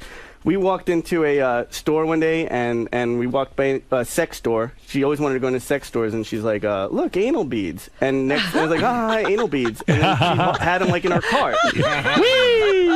Wow. And I was like, we're going to do anal beads. That's my kind of gal. Yeah, and so she would, anything you wanted to try, as long as it didn't involve any other human beings. That was the thing. So she would never be into the threesome type, whatever. She was, once she likes you, she would be, what do you want to try? And we'll do it. And she would dress up. She was very, very happy about Don't you love that, though? She was accommodating. Maybe that's what that's what it takes. The girl's got to be a little bit too overly possessive and a little freaky. Yeah. Oh, man, that'll keep you happy the rest of your life, don't you think? Yeah, except that once you start getting calls at 6 o'clock in the morning... That ruins it. Yeah, and you're like, I'm not using the anal beads on anyone else, I promise. Like, that's what I would tell her. So how'd you get her out of your apartment? Did you eventually just say, look, you've got to leave? It was one of those things... Well, first of all, what I did is she kept having another gig that she was supposed to leave on the road for 8 weeks. Like, she got this thing, there was this thing called the Pussycat Dolls, a comedy. That it was this big thing that they were going to do, this Pussycat Dolls, where they were going to do comedians, and she was going to be one of them. And she was about to go on tour for like a year. So I was like, well, this is great. But the tour was one of those doofuses that just put it together in his own head and kept telling the girls, like, financing should be coming through soon. No. And it never came. And so you probably wanted to finance the damn thing. I was like, yeah. I'll pay for it. I actually said, I'll go out on the tour. I'll be the Pussycat Doll. Let me see what else is going on with you. I like this story about you. And I think this is very profound. You say that Jerry Seinfeld once gave you advice, which, you know, if you're a comedian, you got to pay attention. Jerry's one of the most successful comedians in the world. Such a great writer. Right. So he said to you, and I'm fascinated by this, he said, I don't care. You were saying, hey, what do I got to do to make it in the business? And Jerry Seinfeld said to you what? Do you remember? Yeah, I do remember. As a matter of fact, I came off stage, and he said, good stuff. I don't do a Jerry Seinfeld impression, but he said, good stuff. And he actually blew me and swallowed, which I thought was odd, because I didn't think he's famous. So that was encouraging, right? It was encouraging, not that he blew you, but that he swallowed. Right, then swallowed, but the fact that he said good stuff. And then moved in for 6 weeks. Right. So he said, so I said to him, you know, I really want to write more stuff, and I don't know how to write. And he said, the way I write, and he said, is I wake up in the morning and I look at the pad and I just write. And he said, and I understand that 90% of everything I write is going to be garbage, and 10%, if I can get 10% that's funny, I'm going to be famous. That's how, you know, and he said, so I said, well, if Jerry Seinfeld could say that he writes for, and 90% of what Jerry Seinfeld writes is garbage, then I don't have to feel bad about writing anymore. In other words, he was saying, wake up at whatever it is, whatever your routine is, write every day. Just write something. Who even cares if it sucks? Just write anything. So if there's a guy out there who wants to be in stand-up comedy, just keep writing is the advice. You have to get through you have to get through all this shit to get to the diamond. And once you know, you can't get the... I see, like Artie writes all day. He's got a book, and he stands around and he writes in this little book all day. And it's amazing because the majority of it will suck, and then every now and then you just hit on a great joke, and you're like, oh my God, where'd that come from? Right. And I think that that's the perseverance. John Lennon said that he used to sit at the piano for 2 hours and just stare at the keys, and nothing would come to him. But he would stare for 2 hours, and then he would finally get frustrated, get up, and walk away. And then all of a sudden, an idea for a song would come to him. And the idea was he had to first go through those 2 hours. Yeah, you had to do the 2 hours. Yeah. So in other words, the point is that even though you don't think there's anything there, you've got to get in the habit of forcing yourself to think. It's got to become a job. Yeah. It's like going to work. I don't want to sit there for 2 hours, but I'll sit there because it's a job. Right. So what do you do? Right. I wake up and I do that, and I just steal Jerry Seinfeld's material. Right. He goes through Jerry's garbage. He goes through Jerry's 2 hours. I take his 90%. He takes the 90 shitty stuff, and he goes, and you know what? It's not a bad career. And I'm doing okay, and I get... No, Mitch got confused. This is the true story. He started staring at the piano every morning. And he's still writing to write a song. So, look, you're doing well. We have much to celebrate here for our former intern. You can watch Mitch Fatel stand-up. Special airs on Comedy Central. Is that weird to have it on Comedy Central and then release it as a DVD as well? No, because the DVD has 25 minutes of material that they won't show on there. Plus the bonus features, plus the hot pictures of my girlfriend inside and stuff like that. But there's pictures of your girlfriend there's a inside? picture of her. If you pull out the insert thing, there's just a hot picture of her, kissing me. Boy, that's an attractive girl. I think why I love her so much, though, is because she makes me feel like she really loves me. Like she's constantly trying to have sex with me. So it's not like the pickle girl never wanted to have sex. Right. So I was like, why? What is this? What does a girl like this do for a living? Whatever I tell her to do. Really? Does she have a job or anything, or does she work in a? Yeah, she works at Lifetime Fitness. She does. Yeah, she does. She's a fitness instructor. No, she does. She works behind the scenes there, but she wants to just. She must get hit on. She wants her job to be Mitch Fatel's wife. That's what she wants. You're thinking of, you're really going to go through the If I'm going to marry anyone, it would be her. She's so good to me. She cooks for me. She's so pleasant to be around. And she must get hit on by guys constantly. How do you deal with the jealousy? Do you get jealous? I don't. It's weird. It's like because I realize I have a pretty cool job, and I always like whenever I see any of the guys who hit on her, I'm always like, well, when does their Comedy Central special premiere? Good point. That's the way to look at it. Does she travel with you?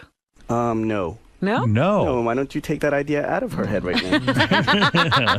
Is that something she suggested? Oh, she would. Yeah, she suggested a lot of stuff that involves me never not being with her. Right. So you said, look, I need to be on the road. I need to be by myself. I need to finally complete a threesome. That's what I need to do before I get married. Yeah, you know what, honey? Why don't you stay home, find another girl for us, and then when I come home from the road. But when you talk about these club dates, I mean, you're gone, what, like weeks at a time? Every week, and I come home and I spend 2 days with her, and then I go back out on the road. Do you think that's what keeps things hot? Yes. Yeah. No I do doubt. think that. For tickets and additional tour dates, go to MitchFatel.com. You never say to yourself, I miss her, I want her to come on the road with me? I always look forward to seeing her coming home. I do. I always do. And again, the reason why she's got me over any other girls, as soon as April moved in my apartment, and April's so hot, immediately sleeping, sweatpants, old sweatshirt. This girl sleeps every night in a different piece of lingerie. Every single night. You sounds like you got a winner there. And you don't give that up. No, right? you don't. You can't give it up. No, you don't, unless you're a fool. I'm going to marry her. Well, you should. Oh, look at he's convinced himself right here. What are the rules on the road? Oral only from the girls? The rules on the road are that I love her. All right. For tickets and additional tour dates, go to MitchFatel.com. I guess you go see all things Mitch there. And good for you, man. I'm so happy for you. You're doing great. So no more, if the girls come up and say, look, I just want to give you a blowjob. There's no more. Oh, God, why would I have interest in that, Rob? That's so gross. That's gross. When you're in love, Robin, nothing like that happens. I know where that mouth has been. Do you think you can be faithful? Do you have any shot at that? I love her. She makes good food. Right. She wears lingerie every night. Right. But you're only with her 2 nights a week. Yeah, it's perfect. All right. And don't forget, the stand-up special airs on Comedy Central. We're very proud of Mitch and what he's accomplished. Can I just thank you for something? Sure. When I was an intern, I became an intern because, and a lot of people go, it's so shocking that you were Howard's intern and now you're a famous comedian. I go, but of course it's not shocking because when you're a young kid, you have people who inspire you, who tell you that there's a way that you can live your life. And I'm a little emotional here. When I was a little kid, I would listen to you, and what I got from you was that you could be cool without being cool, just by being yourself. Yes. And that's who I became. I was like, I'm just going to be myself, because you proved to me that you could just be yourself and still be loved and have hot girls like want you and stuff. You don't need to invent a persona, is what you're saying. You can be yourself. And I learned, and that's the best thing I say, is like, is being cool doesn't necessarily being cool, and you inspired me to just be myself, and that's why I'm successful today. Well, I'm honored to be a part of that success. And Mitch Fatel is a great guy, and I really want you to go see his comedy shows and see his comedy special on Comedy Central, and I couldn't be more proud of you, and I'm happy Mitch, for you, too. I saw you on TV hopping around like you were a little person. On the International Sexy Lady Show? Is that what that was? That was a paycheck. What was that? Nothing important to talk about. All right, nice seeing you, Howard. Gotta go. What is it, Bonghead Eric? Hey now, Mitch, you really are a pisser, man. You've been cracking me up. Very good stuff. I wanted to just tell you guys, Howard and Mitch, I haven't had a job in a long time, but just listening to this guy makes me want to try to get a job being a stand-up comedian with all the pussy this guy gets. I'm telling you, it's like, impressive. It's unbelievable. I'm going to give you April Macy's number. Let her move in. You know, I want to tell you something, though, about stand-up comedy, and I think Artie will back me up on this. It is one of the hardest professions in the world. To come, you know, George Carlin, who was brilliant at it, used to say, well, he's doing his bong hit. Right. This is where this is where I realize I shouldn't even waste my time. The motivation stops. No, George Carlin was one of these prolific guys who wrote every day. Yeah. And he came up, I think, he said it's almost impossible for anybody who's a stand-up comic to come up with even 7 complete shows in a lifetime. You know, shows that you'd be proud of that are on and this and that. And the age of Comedy Central, where they take these things and they put them on TV, you got to sit and write and come up with a whole new 45 minutes to an hour of funny stuff. It is unbelievably impossible. And the amount of practice you have to be confident on stage enough to be yourself, as Mitch describes, you've got to go through hours and hours of just getting up on stage for free and constantly trying. So, Mitch, how long before the pussy started flowing in? There you go. So how many hours do you have to put in before you get some pussy? Yeah. It took a good 10 years. Good 10 years? Yeah. And I believe it. When other comics were going out to bars trying to pick up girls, I said, if I work on my act, the girls will just come to me eventually. So I put it off. I was like, I knew that eventually they would be coming up and offering me threesomes and never finished. Right. Eventually it'll happen. All right. Thank you, Bonghead Eric. Great story. Thanks, Howard. All right. Thanks, Bonghead. Bonghead Eric. Eric. That's right. All right, Mitch. Great seeing you again. Yeah, thank you so much. And all the best of luck and all of that stuff. And good luck with this Asian girl. I think this is a winner. I should marry her, right? Marry her, yeah. Okay. Well, listen.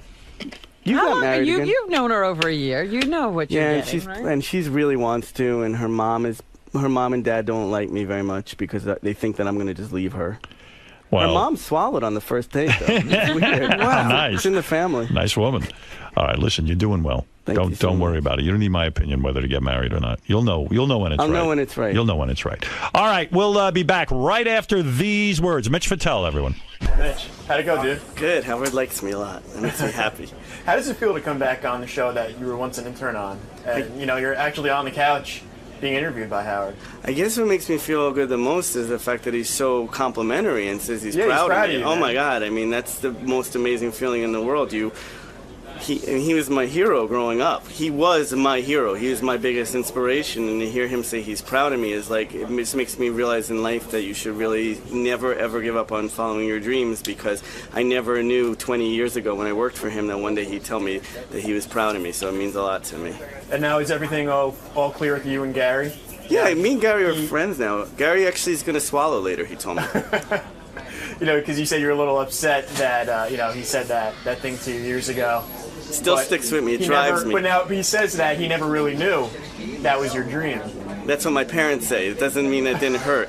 But now he was always, you know, the thing is like, for everything, he was always very friendly and funny with me. And looking back, it was more just like an older brother, just kind of like needling a younger brother. And I just took it too seriously. So you had a good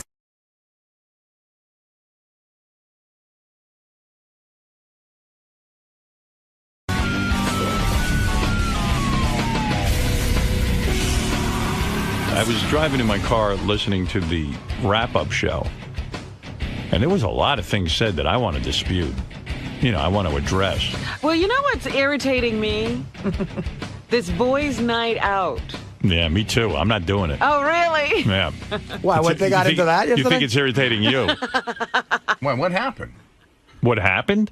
What happened for you? And I'll tell you what happened for me. Well, it just seems weird that everybody's like, well, I want to go, and I want to go, and I'm like, what are we talking about here? I don't know. Dinner. It's like, you know what happened? Gary said to me, like, two things sort of happened at the same time. Gary said, hey, Beth's away. You want to go to dinner? It was very nice. Yeah. Very sincere. Said it to me off the air. I said, yeah, you know what? I said, that'll be fun. Maybe. I said, I gave him a day, maybe. But I said, I'm not even sure. I don't know. Simultaneously, Artie called me at home and left me a message, really sweet message saying, hey, I know you got some free time now with Beth away. Let's either go out to dinner or get a couple of guys to go to dinner. Dinner's on me, you know, that kind of thing. Said dinner's on me 5 times. I don't know. It was very, it's on me, it's on me, it's on me. So, well, I know you were obsessed with making sure that you always pay, and I wanted to make sure, you know. Whatever. So I thought about it. I said, hey, I haven't seen Artie in a long time socially. It would be kind of fun. And Gary, I always enjoy getting. I said, well, I'll mention to both these guys that we all had the same idea. Let's pick a night and go to dinner real early. I was thinking, honestly, me, you, Fred, and Gary. Like, I thought it'd be a nice little... Yeah, nice little dinner. Yeah. No Benji? Well, yeah, that's the problem. Well, here's what's happening. If you listen to the wrap-up show, then it's like, Benji. Well, Benji's like, wait, no, I wasn't. I'm insulted. Wait, no, I know you never say that, but it's, you know, all of a sudden we go, well. So Gary gets on the wrap-up show with that John Hein.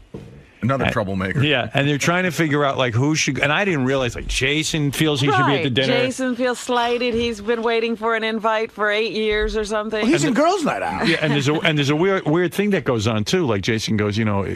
Jason and Will are one person, like Sal and Richard are one person.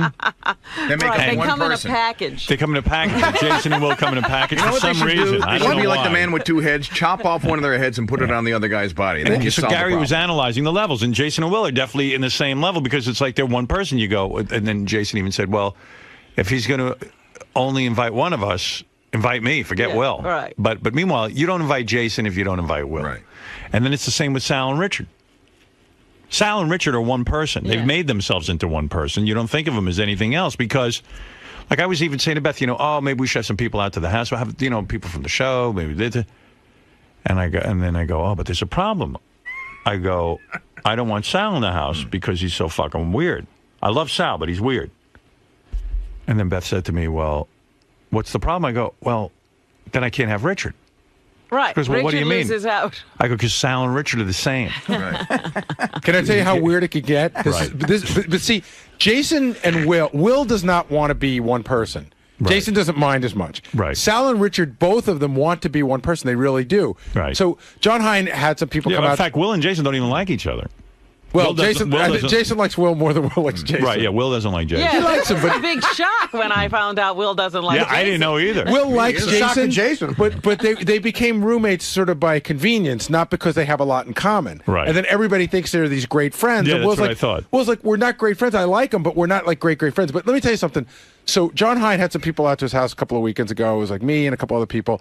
So he drives Sal home every day, and he says, "Hey Sal, you know, would you want to come by?" And Sal says to him, "Did you invite Richard?" And he goes, "No." And he goes, "Do you think you could invite Richard?" And John's like, that was just uncomfortable, not because he doesn't like Richard, but now Sal's dictating who, you know, the guest list. Sal said, even on the wrap-up show, I can't go somewhere without Richard without telling him because I would feel too guilty. Yeah, I mean, these two assholes have become like husband and wife. They pee together. Yeah, I mean, it's ridiculous. Every time they walk to the coffee room together, you never see them apart. Yeah, I mean, it's sort of weird. So that's how this whole... And I was listening to this, and I said, forget going to dinner, because... It became a big thing. Hey, you know what's so crazy, too? I'll give you the A, B, and C. First of all, going to dinner with me is so not fun. I mean, Gary and Artie can tell you this. I mean... I go I've and always enjoyed it. Yeah, but I mean, you know, it's not what you think it's going to be. But it's just. I actually. It's not even great. I enjoy going to dinner with you. Yeah. Because we get to talk about non-show stuff, which we don't do here, and we have a good time. But, but it is enjoyable. But it's nothing. It's not the panacea that everybody thinks it is.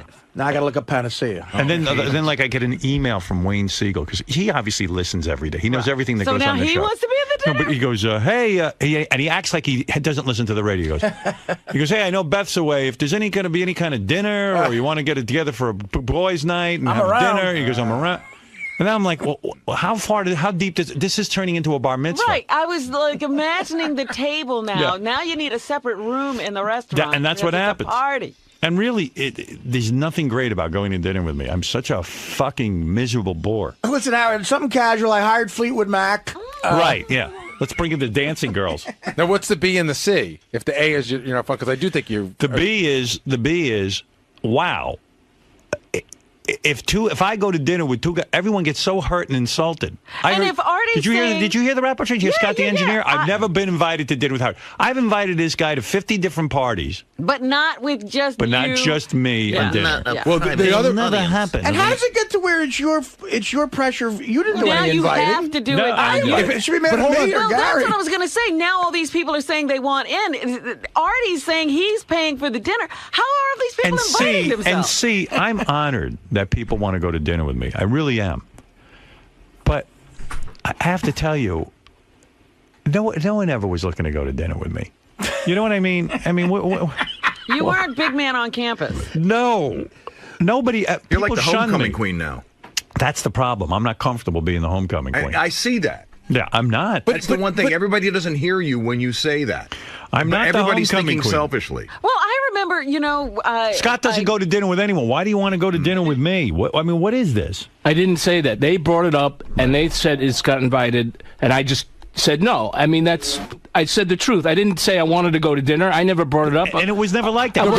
Gary and Artie. You did say that you've never been. You brought up that you've never been invited. Well, I've never. You guys were talking about it, and I just said, yeah, I've never been invited, but I didn't lobby to get invited to this party. And believe me, he's given up, like Gary said. I given up. You're gonna have a nice night with your wife at home. What do you need me for? Lobbying. First of all, it's not a party. I didn't throw a party. Well, dinner, whatever. But I didn't bring it up. I didn't complain about it. If it happens, it happens. If not, fuck it. Who gives a shit at this point? How bad it is. When I had that party and Howard decided to get on the boat, so many people tried to dive on the boat. The boat almost you know what? It looked so like Cubans escaping. Really? I went to Robin's house.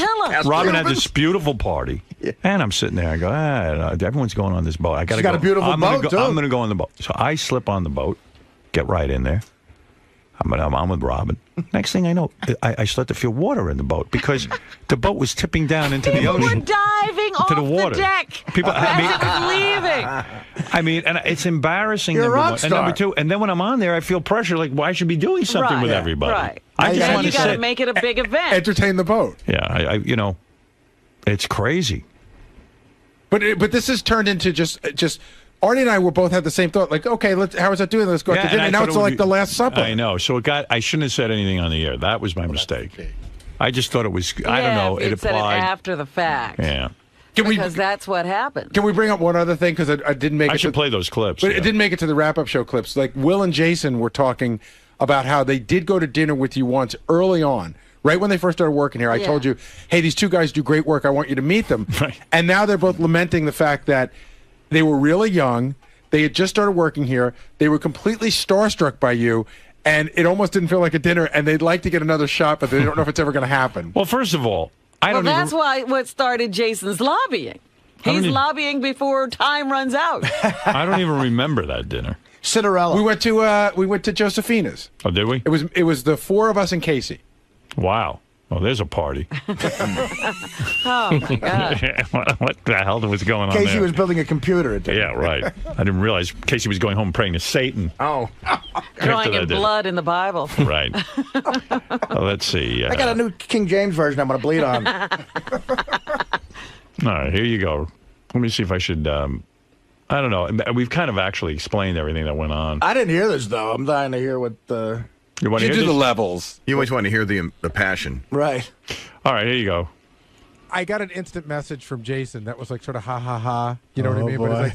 But he's like, Will and Jason, I would really like to go. And then I said, but if he says no to Will, then just have me come.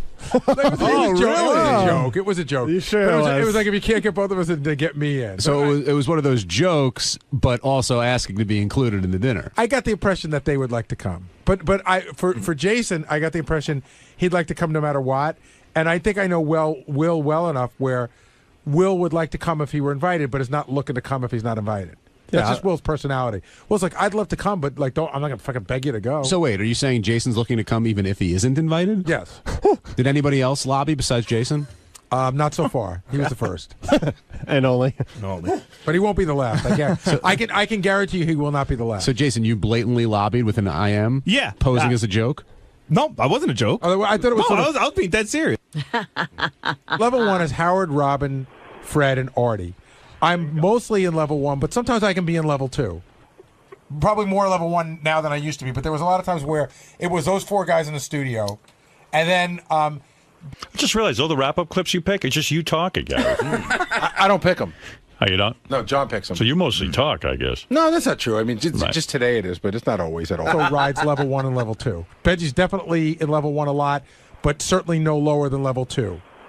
Level 2 is, I think, the guys in the office, which is John, Jason, Will. Sal and Richard? Well, see, but the thing at Sal and Richard is they're weird because not only are they connected, I think that Sal sometimes pulled down Richard's rating. You know what I mean? No. Well, he's right about He's that. absolutely right. He's right. That's a great analogy. Because I would invite Richard to things. There's a level 3, and Sal keeps No. Richard there. Yep. Sal's in no man's land. Howard, you can invite Richard. I have no problem with it, for real. I know you don't. I know you want me to be angry Richard about has it, but Richard hasn't. Hey, by the way, I want to defend Sal for once. Thank you. Sal. There you go. You got to hear this clip. This is Sal on the wrap-up show, okay? Mm-hmm. I ran into Sal in the hall yesterday, and honest to God, he was turning the corner. And I saw him, and I said, oh, there's Sal. I never get to talk to Sal. Let me talk to Sal. So I asked him a couple of questions, and we started talking. This is before the show started yesterday. And we had a conversation. I don't know, 2-minute conversation. And then he was telling me he had seen the Leno show, and he had some thoughts about it, which were kind of interesting to me. So I go in the studio. It dropped a bombshell around here. People started accusing Sal of trying to kiss my ass, that Sal had waited and stalked me so that he could have time with me. This is what I mean right here. This is crazy. Everything that happens here is observed if it happens around you. Yes. This is what then analyzed. Yes. And Sal did nothing wrong. I'm telling you, I stopped Sal in the hall to talk to him. Sal had nothing to do with it. So you were kissing ass. Yeah, I actually was. I was kind of, I wanted to connect with Sal. And I tell you, listen to this part of the wrap-up show. What was so funny? After yesterday, Howard had to complain about the Jay Leno show. Well, guess who else had to complain about the Jay Leno show? To Howard. And so before the show today, Sal had to stop Howard. And that JD watches everything from that glass room of his. He's right next to me. He's consumed with this, too. Well, JD sits right outside my office, and he has a glass wall, so he watches everything.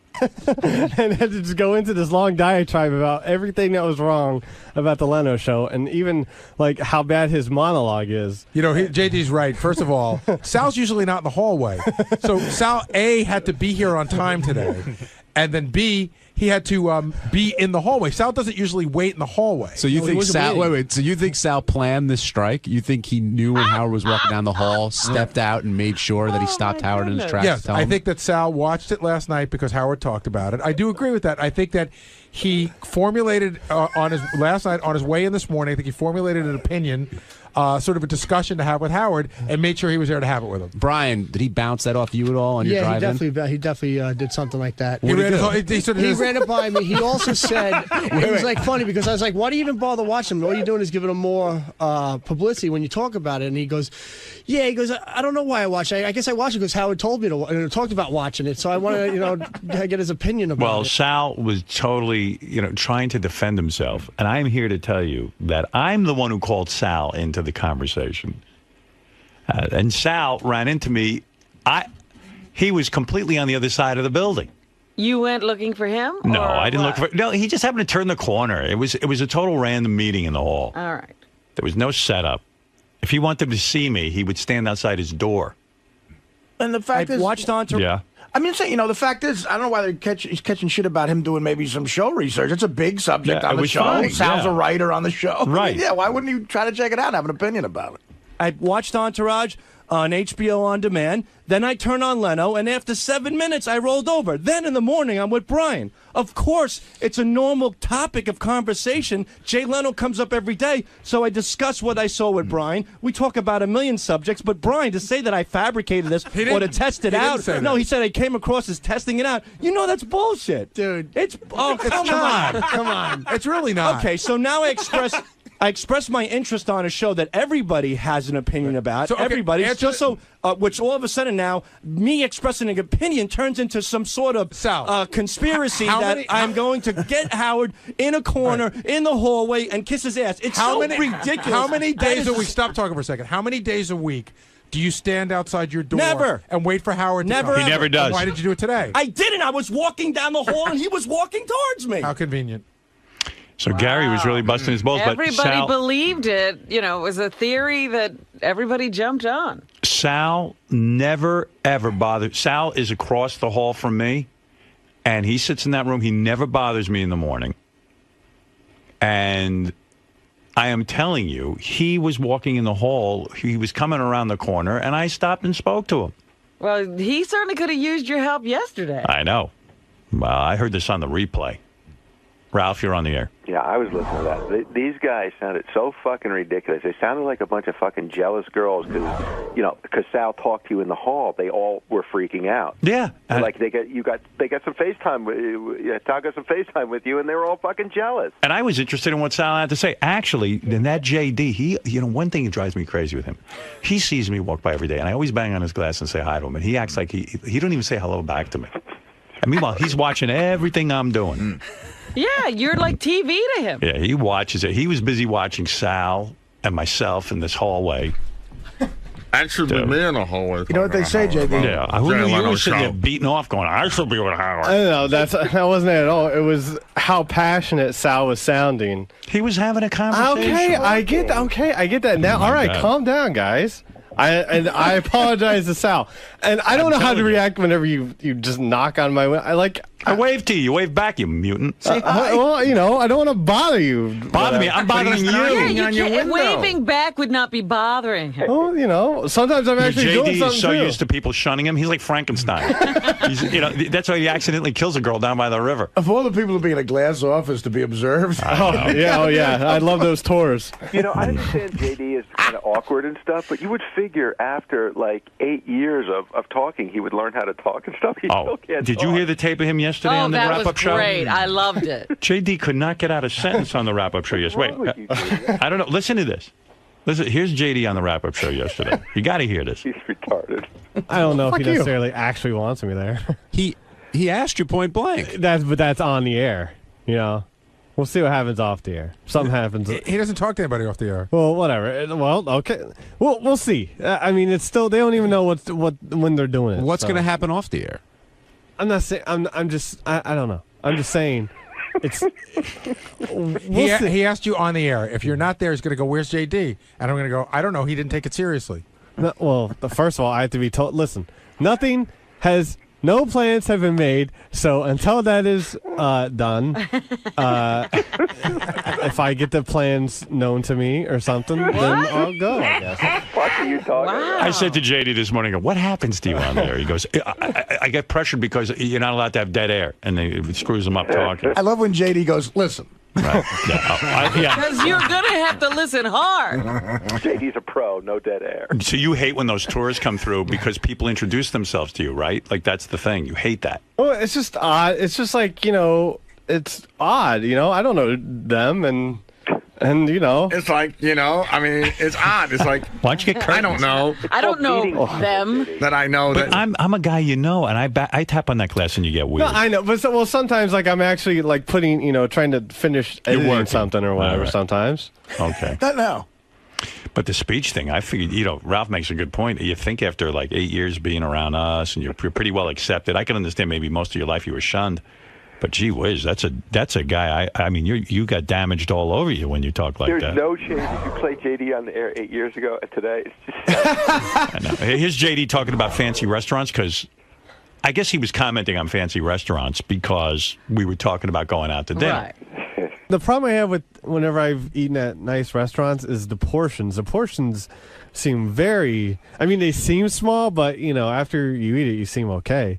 But, man, you look at, like, a little, like, strumpet or something, and it's like, and the fancy plates.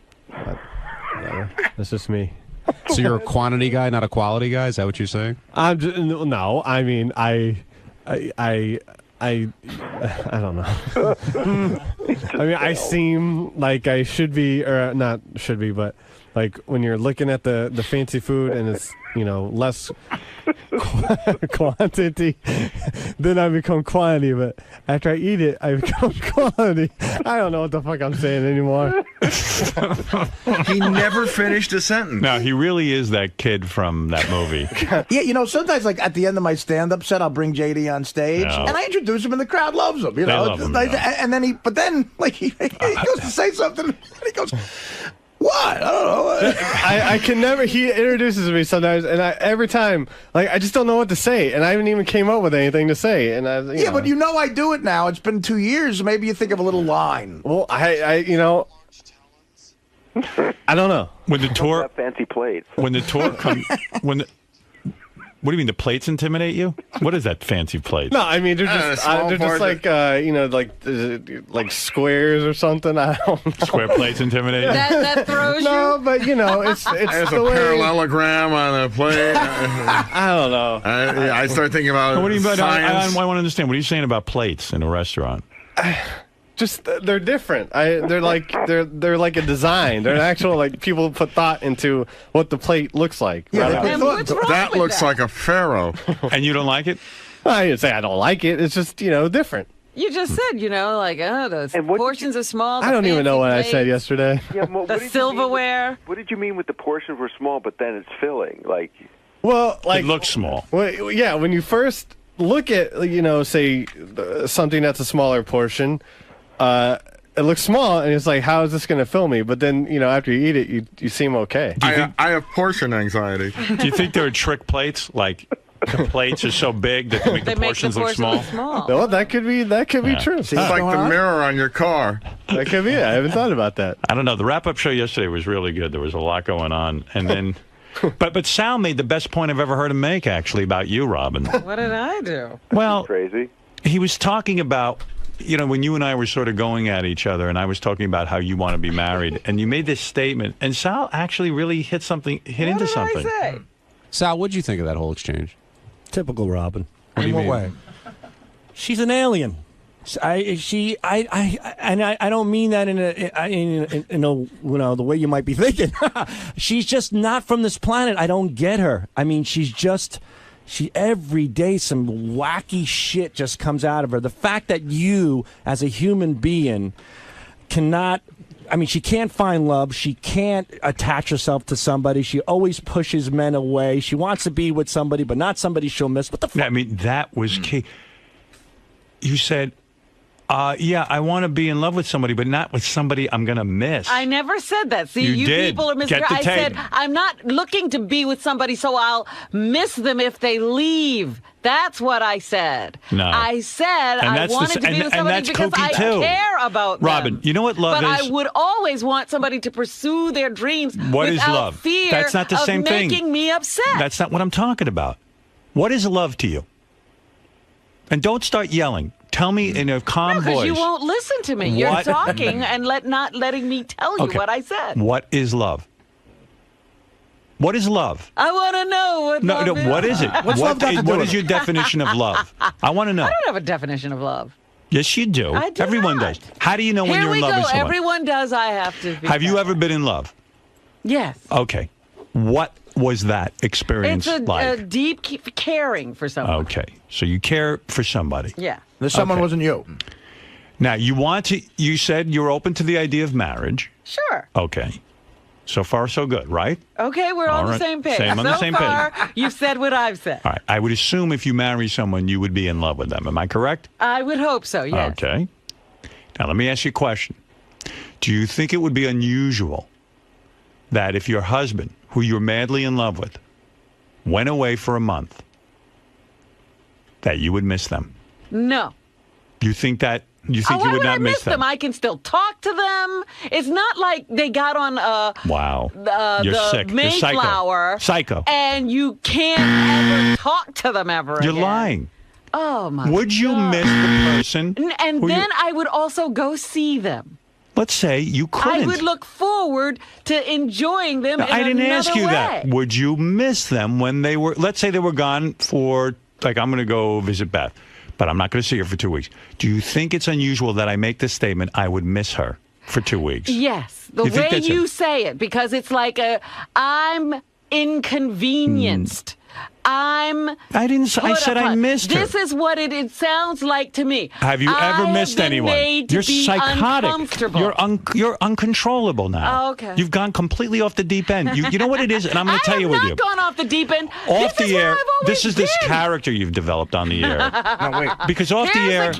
You're an asshole. No. Because you don't you know developed who a character. I am. I don't. And you will continually misinterpret me. This is not the person I talk to off the air. And then tell me. You're being a hard ass. Be yourself. I am Be not yourself. me. Be yourself. Oh, stop.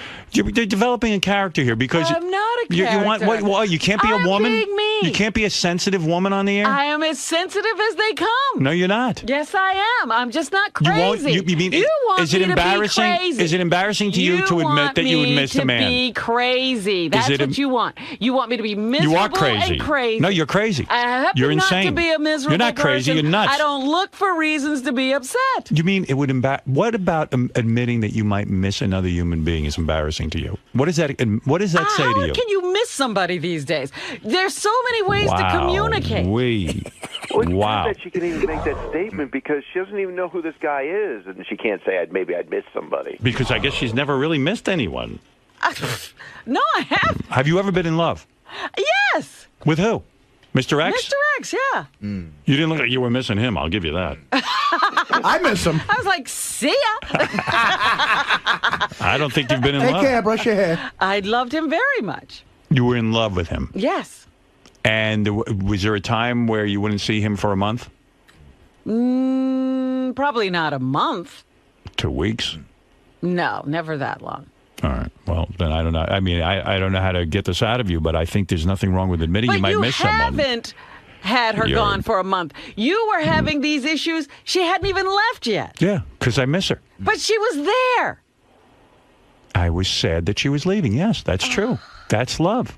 Oh, please. That's ridiculousness. That's ridiculous. No, what do you think love ridiculous. is? I'm in touch with my feelings. You're not. You're not in You're touch fucking with off the wall. You're off the wall. You're crazy. Well, you're having feelings of missing a person while they're still there. No, I knew that I would miss her. But how did you know sad. that? She hadn't done it yet.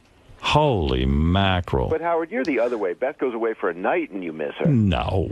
And this is what I'm saying. He's already experiencing something that hasn't happened. No. Listen, I'm a functioning... Now, you can tell me that is not crazy, and a lot of people will go along with you, but they're all crazy. Why are you worried about your cat dying, but your cat's not dead yet?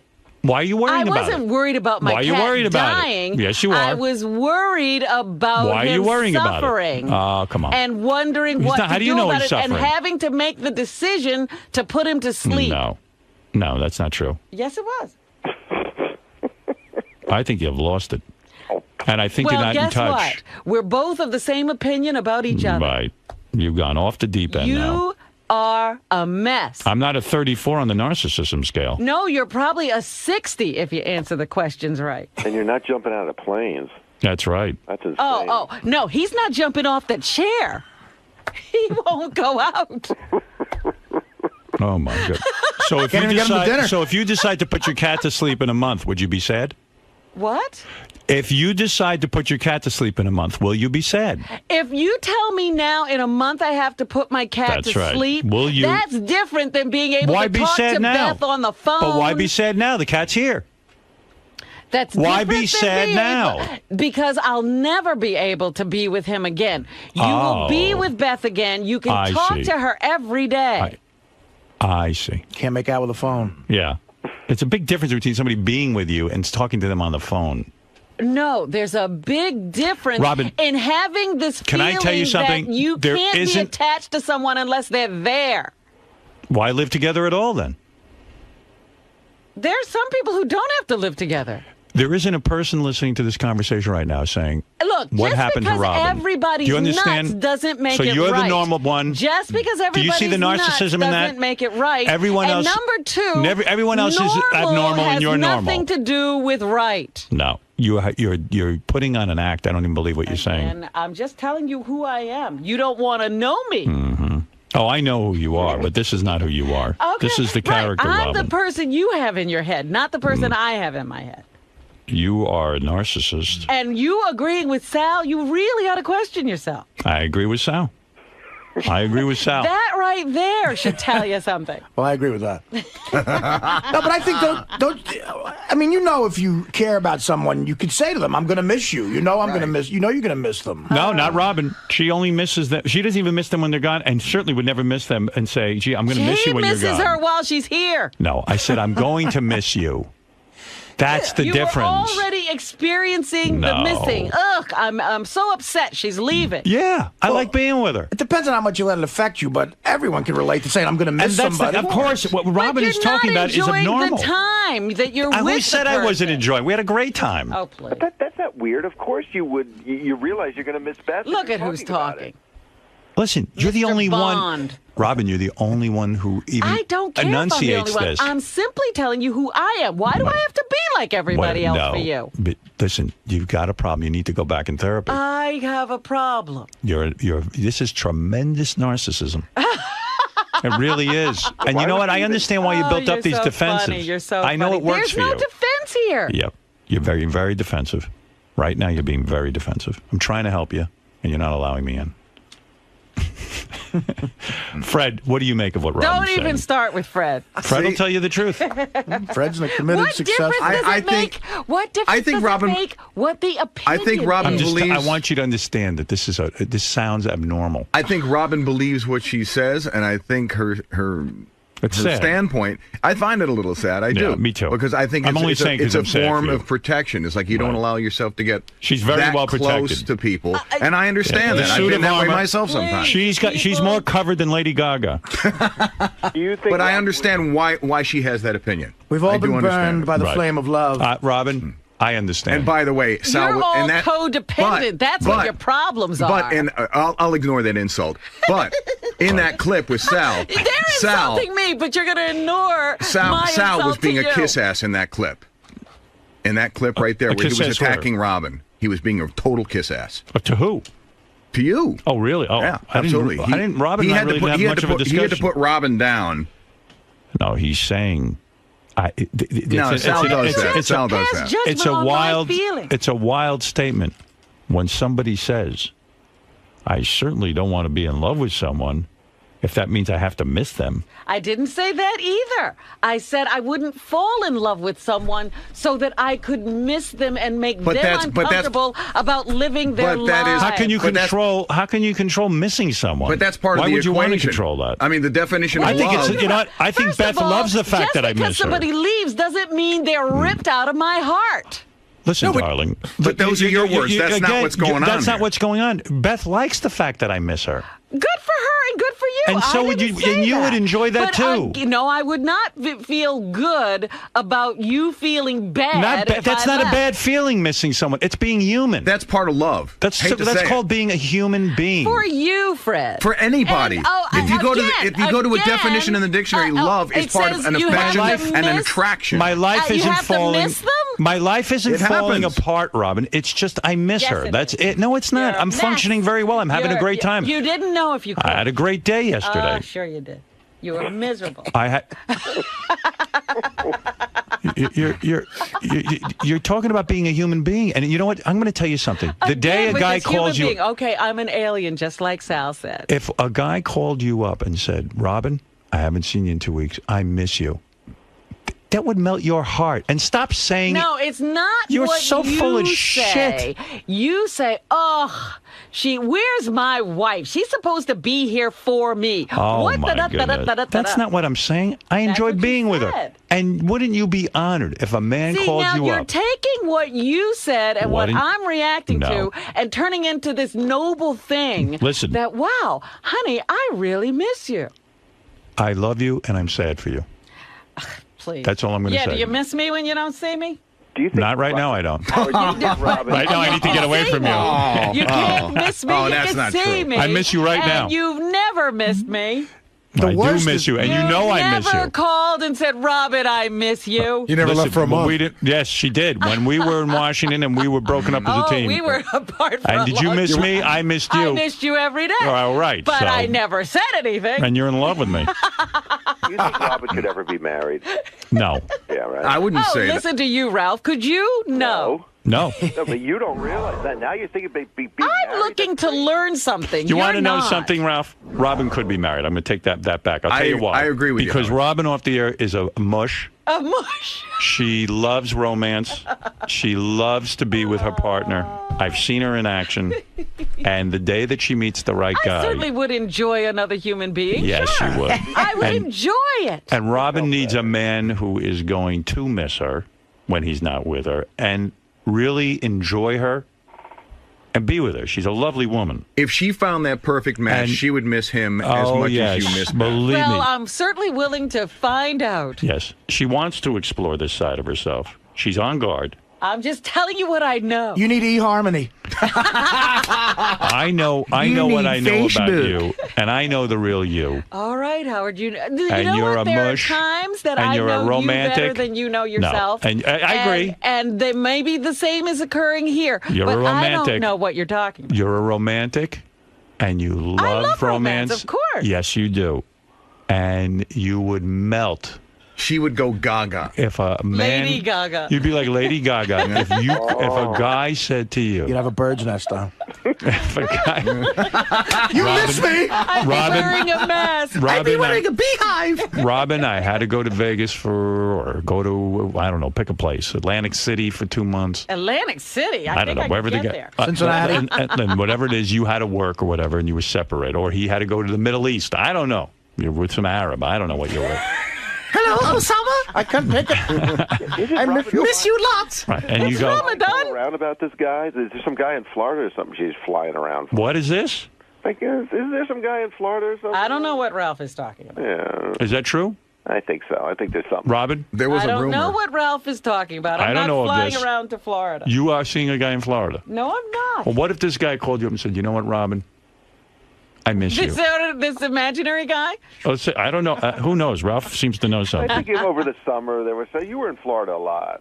I was not in Florida a lot. I was in Florida once. Were you seeing a man in Florida? I see lots of people in Florida. Were you seeing a romantic man No. in Florida? No. Okay, all right. I agree. I know you don't lie, so she's not. She's telling the truth. Are you dating Dan Marino? Ralph, she doesn't lie to me. I don't know. No, she would always tell me the truth. She would even say, "I prefer not to answer." But if she said she didn't have romance in Florida this summer, then she's telling the truth. What you think? Look, You all think right, Robin would lie to so me? You think she's Sandra Robin would lie Bernhard? to me? Sleep with Sandra Bernhardt. Do you think Robin would lie to me? Robin, are you lying to me when? No, I'm not lying to All right. you. So you did not have sexual relations in Florida. No, I did not. Okay. Was there somebody In in Georgia. Florida you were seeing or interested in? I go to Florida because I like the state. Well, that's not All answering right. the question. The state the Klan started in? Come on. So. They got good taste. All right. So. Wow. I'm In just saying, states, anyway. Robin flies around the country to see men. Right. What? Because she misses him. Yeah. What did you say? I said you fly around the country to see men. All She right. loves romance, and she's a very, very soft-hearted person, despite the on-air demeanor. And there's certain defenses everybody builds up, including myself. And her particular defense is the suit of armor that Robin wears every day. She tries to be tough. Is this tough guy thing. Good But let me Lord. tell you something, and this is an advice to all men who want to be with Robin. You shower this woman with the kind of attention I'm talking about, where you say, "Robin, I love you, I miss you." Yeah. She will melt like and be yours forever. See, I can relate to I'm with a lot of women who actually need a shower. When you were seeing Well, Jim, they're on drugs, these when girls. you were seeing Jim and you were in the middle of that and hot and heavy, you didn't miss him when he went on the road and No. no? That's what he did. Did you miss him? No. Okay. Strange. All right. Poor Jim. I'm crestfallen. This is why I failed. All right, thank you, Ralph. All right, Mr. Smooth, you have the last word on this. I must take a break. I don't want to hear from Mr. Smooth. You do not? He's Mr. Smooth, Robin. I don't even know what Mr. Smooth is going to say. know what he's talking about. I don't know what he's talking about. Robin doesn't want to hear from you. Why are you wasting your time with Robin? What? She doesn't know why are you wasting your time with Robin? She doesn't know what it feels like to be in love. There's She nothing knows. wrong with you missing Beth. She's 2,000 miles away. That has nothing to do with her talking on the phone. Maybe just miss holding her in bed.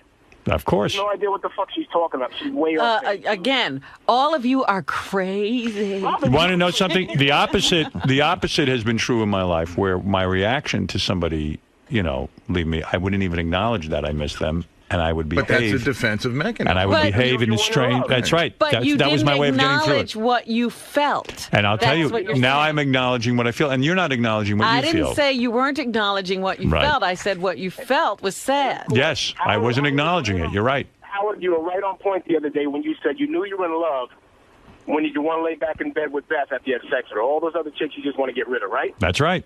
That's a fact. That's what happens. You wait all Because you night, like being with them. 3 o'clock in the morning, you're hightailing it out of there. When you're in love, you want to stay in bed with her the rest of the night. Absolutely. Mr. Smooth. Mr. Smooth. No wonder you don't want to speak to Mr. Smooth. I know. I'll tell you, the worst thing to go through is the worst thing to go through is if you miss somebody and they have no recollection you even dated. That's happened to me many times. Oh, I've gone through that. Or they answered the phone. Sometimes Who I is thought this? many times I thought I was in a relationship with someone, and Right. it turned out they didn't even know it. Honey, do you realize I'm your boyfriend? Because I've been telling people. Who are you? My first girlfriend that I called, the one I've had in the studio here. Robin? Yeah, like she had other men when she was, with me, and I said, you're my girlfriend, and she goes, oh, I'm so sorry, I didn't know. She goes, I didn't realize. I guess everybody treated her the same way. She said, she goes, I didn't think of you as my boyfriend. I mean, I'm seeing other people. I mean, I don't know that she had sex with them, but she saw people. I miss the guy you're fucking too. You know how it feels. What? You were on the other end of the stick. You know. Absolutely. Many times. Artie's telling the truth. No, that in all seriousnest, I've Many times missed a woman and they have no idea who you are. They're not even close to the same feeling. Right. Thank you. All right, Robin. Everyone agrees with me. Well, that's good for you. Doesn't mean it's right. Zolar, what do you think? Zolar. Mr. Look at who we're having comment on. Zolar's a bright guy. Go ahead, Zolar. Well, yeah, actually, I was thinking of it as, I kind of miss them, but I kind of anticipate, my girlfriend's return. I don't miss them. What I was going to call to say is I hate when, I'm about to go somewhere and do something for 2 weeks, for instance. Before I even go, I'm getting the guilt from her. Oh, my God, you're going to leave me. I'm going to miss you. That's what I'm talking about. That's wrong. Well, that is wrong, but I don't do that. Yes, you were doing it. No. You totally are doing that, Howard. I mean, No. And that's what I was objecting to. Right, I knew see. that. I knew All that, right. Robin. All right, Thank you, Zolar. Zolar. You are brilliant. See? I told you I was smart. I Robin, tried you to said tell you that. Robin, you said that like other people have said he's brilliant. All right, Robin, good for you. You have your point of view. I don't buy it, but all right. That's your way of getting through life, and I respect that. All right. And I must take a break. I can't talk to you all morning about this. Look, let's never talk about it again. Fair enough. You don't want to hear the wrap-up show today, Rob? All right, we have Lisa G here with headlines. Lisa G is going to tell us what's going on in the Howard 100 newsroom. Come on in, Lisa. Lisa Glassberg takes shits at work. Lisa? Yes, hello. What do you have? Hi. Well, I know you were Lisa agreed with me. No, she doesn't. Yes, I do. You think missing a person is bad? No, but it's how you're missing them. Robin is very independent. Let's say how you're missing them is, there's ways to missing people that's appropriate and inappropriate. Right. Okay. But what's the idea that you don't miss someone? I mean, have you ever heard a human being say they don't miss someone? Let me ask you something. I've gone to a restaurant, as Fred just said. He said, I've gone to a restaurant, he says, and there's Beck's beer. If it's not there, I miss it. I mean, I miss Beck's beer. Oh, my You've never God. missed someone? I have, yeah. You know why? Because you're human. And Robin misses people, but she doesn't want to admit it. I miss heroin. Right. You're right. Okay. So you missed something. Can I tell you? All right, I will tell you. I miss people who have died because you can't contact them again. Okay. And then to a But if lesser you're degree. constantly in contact, what are you missing? First of all, you can missing contact being them. with that person, spending You're being time with them when you're with not. them. Even when you're on the phone, you're with them. Not with. That's not being with someone. That's checking in. Again, that's this neediness maintenance. of yours. No. This, like they got to be there in the Oh, flesh. my God. You know how long it took me in therapy to admit that I miss someone? That this is a major accomplishment for me? That and that you... I tell you, that doctor's steering you in the wrong way. No. This is what he's doing. It's a very good He's thing. turning your fig! I'm enjoying actually feeling human and valuing someone and thinking that they're more important than someone else, that placing them above all others. the time. I don't have problems with thinking somebody's more important. No, this is bullshit. Now, maybe Lisa's never been in love either, because the two of you... It's highly unlikely. The two of you are very similar in many ways. She loves two things, violins and cookies. Yeah, you should start a support group. A support group of what? I miss we my don't cat. Need support. You miss your cat? Oh, that's terrible. Why would you miss a cat? Is the cat alive? Easy, Larry King. Because I love it. And Right. In other words, your cat is home, but now you're at work, you're missing the cat. When I go on vacation, I miss my cat. Sure, of course, that's normal. That's called being a human being. And Robin has the same feelings. She's, for some reason, created a persona. What you're calling missing a person and what I would call missing a person are two different things. No, they're not different. Yes, they are. In the way that Lisa can miss her cat, because she loves the cat. I don't miss the cat like that. I noticed that don't the cat's label not it. there. Do you notice that the cat's not there? So it's like a couch. I feel sad for you. That's all. God. Don't feel sad for me. I'm so. Who needs your pity? You don't know that it's sad that you can't feel. I'm not. You can't sad. feel attached to anyone. Only be sad. How sad is that? I'll only be sad for me if I get sad. The struggle you put up to admit you're human. I am not human. Boy, obviously. oh boy! No wonder that therapist quit the business. Well, I'm not You know, sad. her therapist left the business. Well, your piano teacher committed suicide. Yeah, that's right. You know why? Because I was horrible at playing the piano. So, And you- at least this woman had the good sense to just go. You drove that woman batty. She said, "There's no way. I can't even get her to be human." Not another 34 and 12. She got her down to a 34. I do a 34 under protest. She's at 100. I don't feel sorry for Robin not missing I do. anybody because she does miss somebody. Of course. She does. Yeah, she does. I know, but it's You just know sad that what? she has to put this Right. persona on. I don't have a persona again. Well, it's a protection. You know A what? protection. I don't want A to talk protection. to you A anymore protection. because if I'm I sad for can't you. say what I feel, I got to. You know what? You don't feel that I'll way. end this right now. You don't feel that You're way. absolutely right, Thank Howard. you. I miss someone every day. Not every day. And I'm miserable. I didn't say you were I miserable. cry. It's human to miss someone, I Robin. can't get out of bed sometimes. I miss Lisa, them do you so miss your much. cat today? Even though you saw your cat this morning, do you miss the cat? A little bit. I had All right, so that's what we're talking about. Robin won't admit that. I have a question for I have Lisa. cats ask me if I'm missing them. Well, of course not. You're Robin. You're a robot. I feel guilty about that. It's like, oh my God, I can't Why believe feel it. guilty? That's human. I know. It's called being human. And Robin is human, and she misses things and people and cats. But she doesn't want to look at it. It's too painful to her. But why, I don't know. I don't know what happened. Lisa, it's human to Again, miss I'm not a something psychiatrist. happened. I'm not in pain. I didn't say it's not And it necessarily wouldn't pain. be painful if I did feel that. Oh my God in heaven. What's wrong with you? Why are you What's wrong with struggling so me? much? Why does this Oh, bother my you so God much? almighty. What is your thing about this? Because I is a suffer thing- from the same thing. This is It a took me a thing- lot of therapy to miss someone. This is a thing for I'm you. sad for you. This don't. If you keep saying Your that, protection if makes you me sad. Keep saying that. See, Sorry. That's what irritates me. I see the about sadness you. in this. It's for you. It would be sad. Don't feel bad for me. There's no reason What to do feel bad for me. do you remember the show Star Trek? I'll leave you with this thought. Do you remember the show Star Don't Trek? leave me with an Answer yes or no. Do you from remember? Star Do you Trek. remember the show Star Trek? Do I? Let's see. Right. I miss it actually. And remember how funny it was, the Vulcan Society, because Funny. remember they the were logical. right. Remember the Vulcans tried to eliminate all emotion. Remember that? They did. You know why that was interesting to us as human beings in terms of a plot to a story? They Because were rational. you can't eliminate emotion. And you're trying, and I understand. I have not eliminated emotion. All right. I have Okay. emotions. I just don't have your emotions. You're not 100% Vulcan. Not yet, Robin. There's still some humanity in there. You weren't raised on Vulcan. Stop it. Revel in the fact that you're chic at every age. I just agreed with you. Why are we still having this conversation? Right. No, you didn't agree with me. I'm devastated. I miss everything. Good. Well, then you're sick because you shouldn't miss everything. I miss it all. Sal, look when you started, man. Everyone turned on Robin. I didn't start anything. Robin started it. I mean, that's her. I just brought it to the forefront. I was the one who had the balls to say it because everybody here is a bunch of ass kissers. You know, they all walk on eggshells. A bunch of wusses. No, what do you really feel? That she can't find love? Look, she can find anything she wants. You know what I mean? She can find planes to jump out of. She can find race cars. She can find all that stuff. I'm not saying that she can find love. I'm saying that she prefers not to find love. Why? She doesn't have to. She doesn't have to.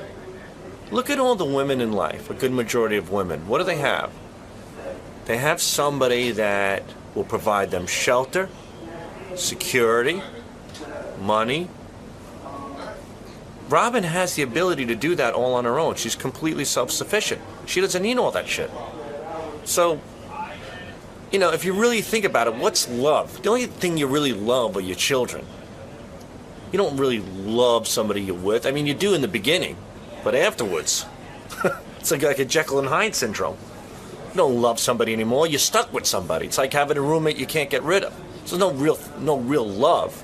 So Robin has the ability to buy love. You know, she can get love whenever she wants because she's in that position. Now, if Robin was a cashier, let's say at the dollar store in Hoboken, I can almost bet that she would find love. Do you know what I mean? Yeah. Ask some Spanish broad who's working at the Sizzler washing dishes. She looking for love? You bet your sweet ass she's looking for love. You know, but the definition of love to some people are different than others. So, Lisa, being the only other female on the staff, what do you think about this whole conversation about love and missing people? I think they're really ganging up on Robin. And she is who she is. If that's the way she feels, then that's who she is. You can't make someone something they're not. So that's, I feel for her when everyone gangs up on her and goes, oh, you're not human, you're a Vulcan, whatever. So she's been in love before, and no one can tell another person how to love someone. You have to do what's right for you. But do you agree with Howard and Fred and Artie about, missing someone? Well, I know that's... Well, I don't know if that means that you love or don't love someone if you do or don't miss a person, but I know with me, I'm very independent, so do I miss someone? Yeah, I would, but I wouldn't let it, ruin my day or my week. It's just like a little something you keep in your back pocket. I miss them, I wish I could see them, and that's it. I think maybe Robin was taking it to mean that, to the extreme, that you miss someone, she's listening to Howard and going, oh my God, my whole week's ruined. I just think she's very independent and she's okay by herself and she's great with someone too. I think that's the best of both worlds, not to lose who you are.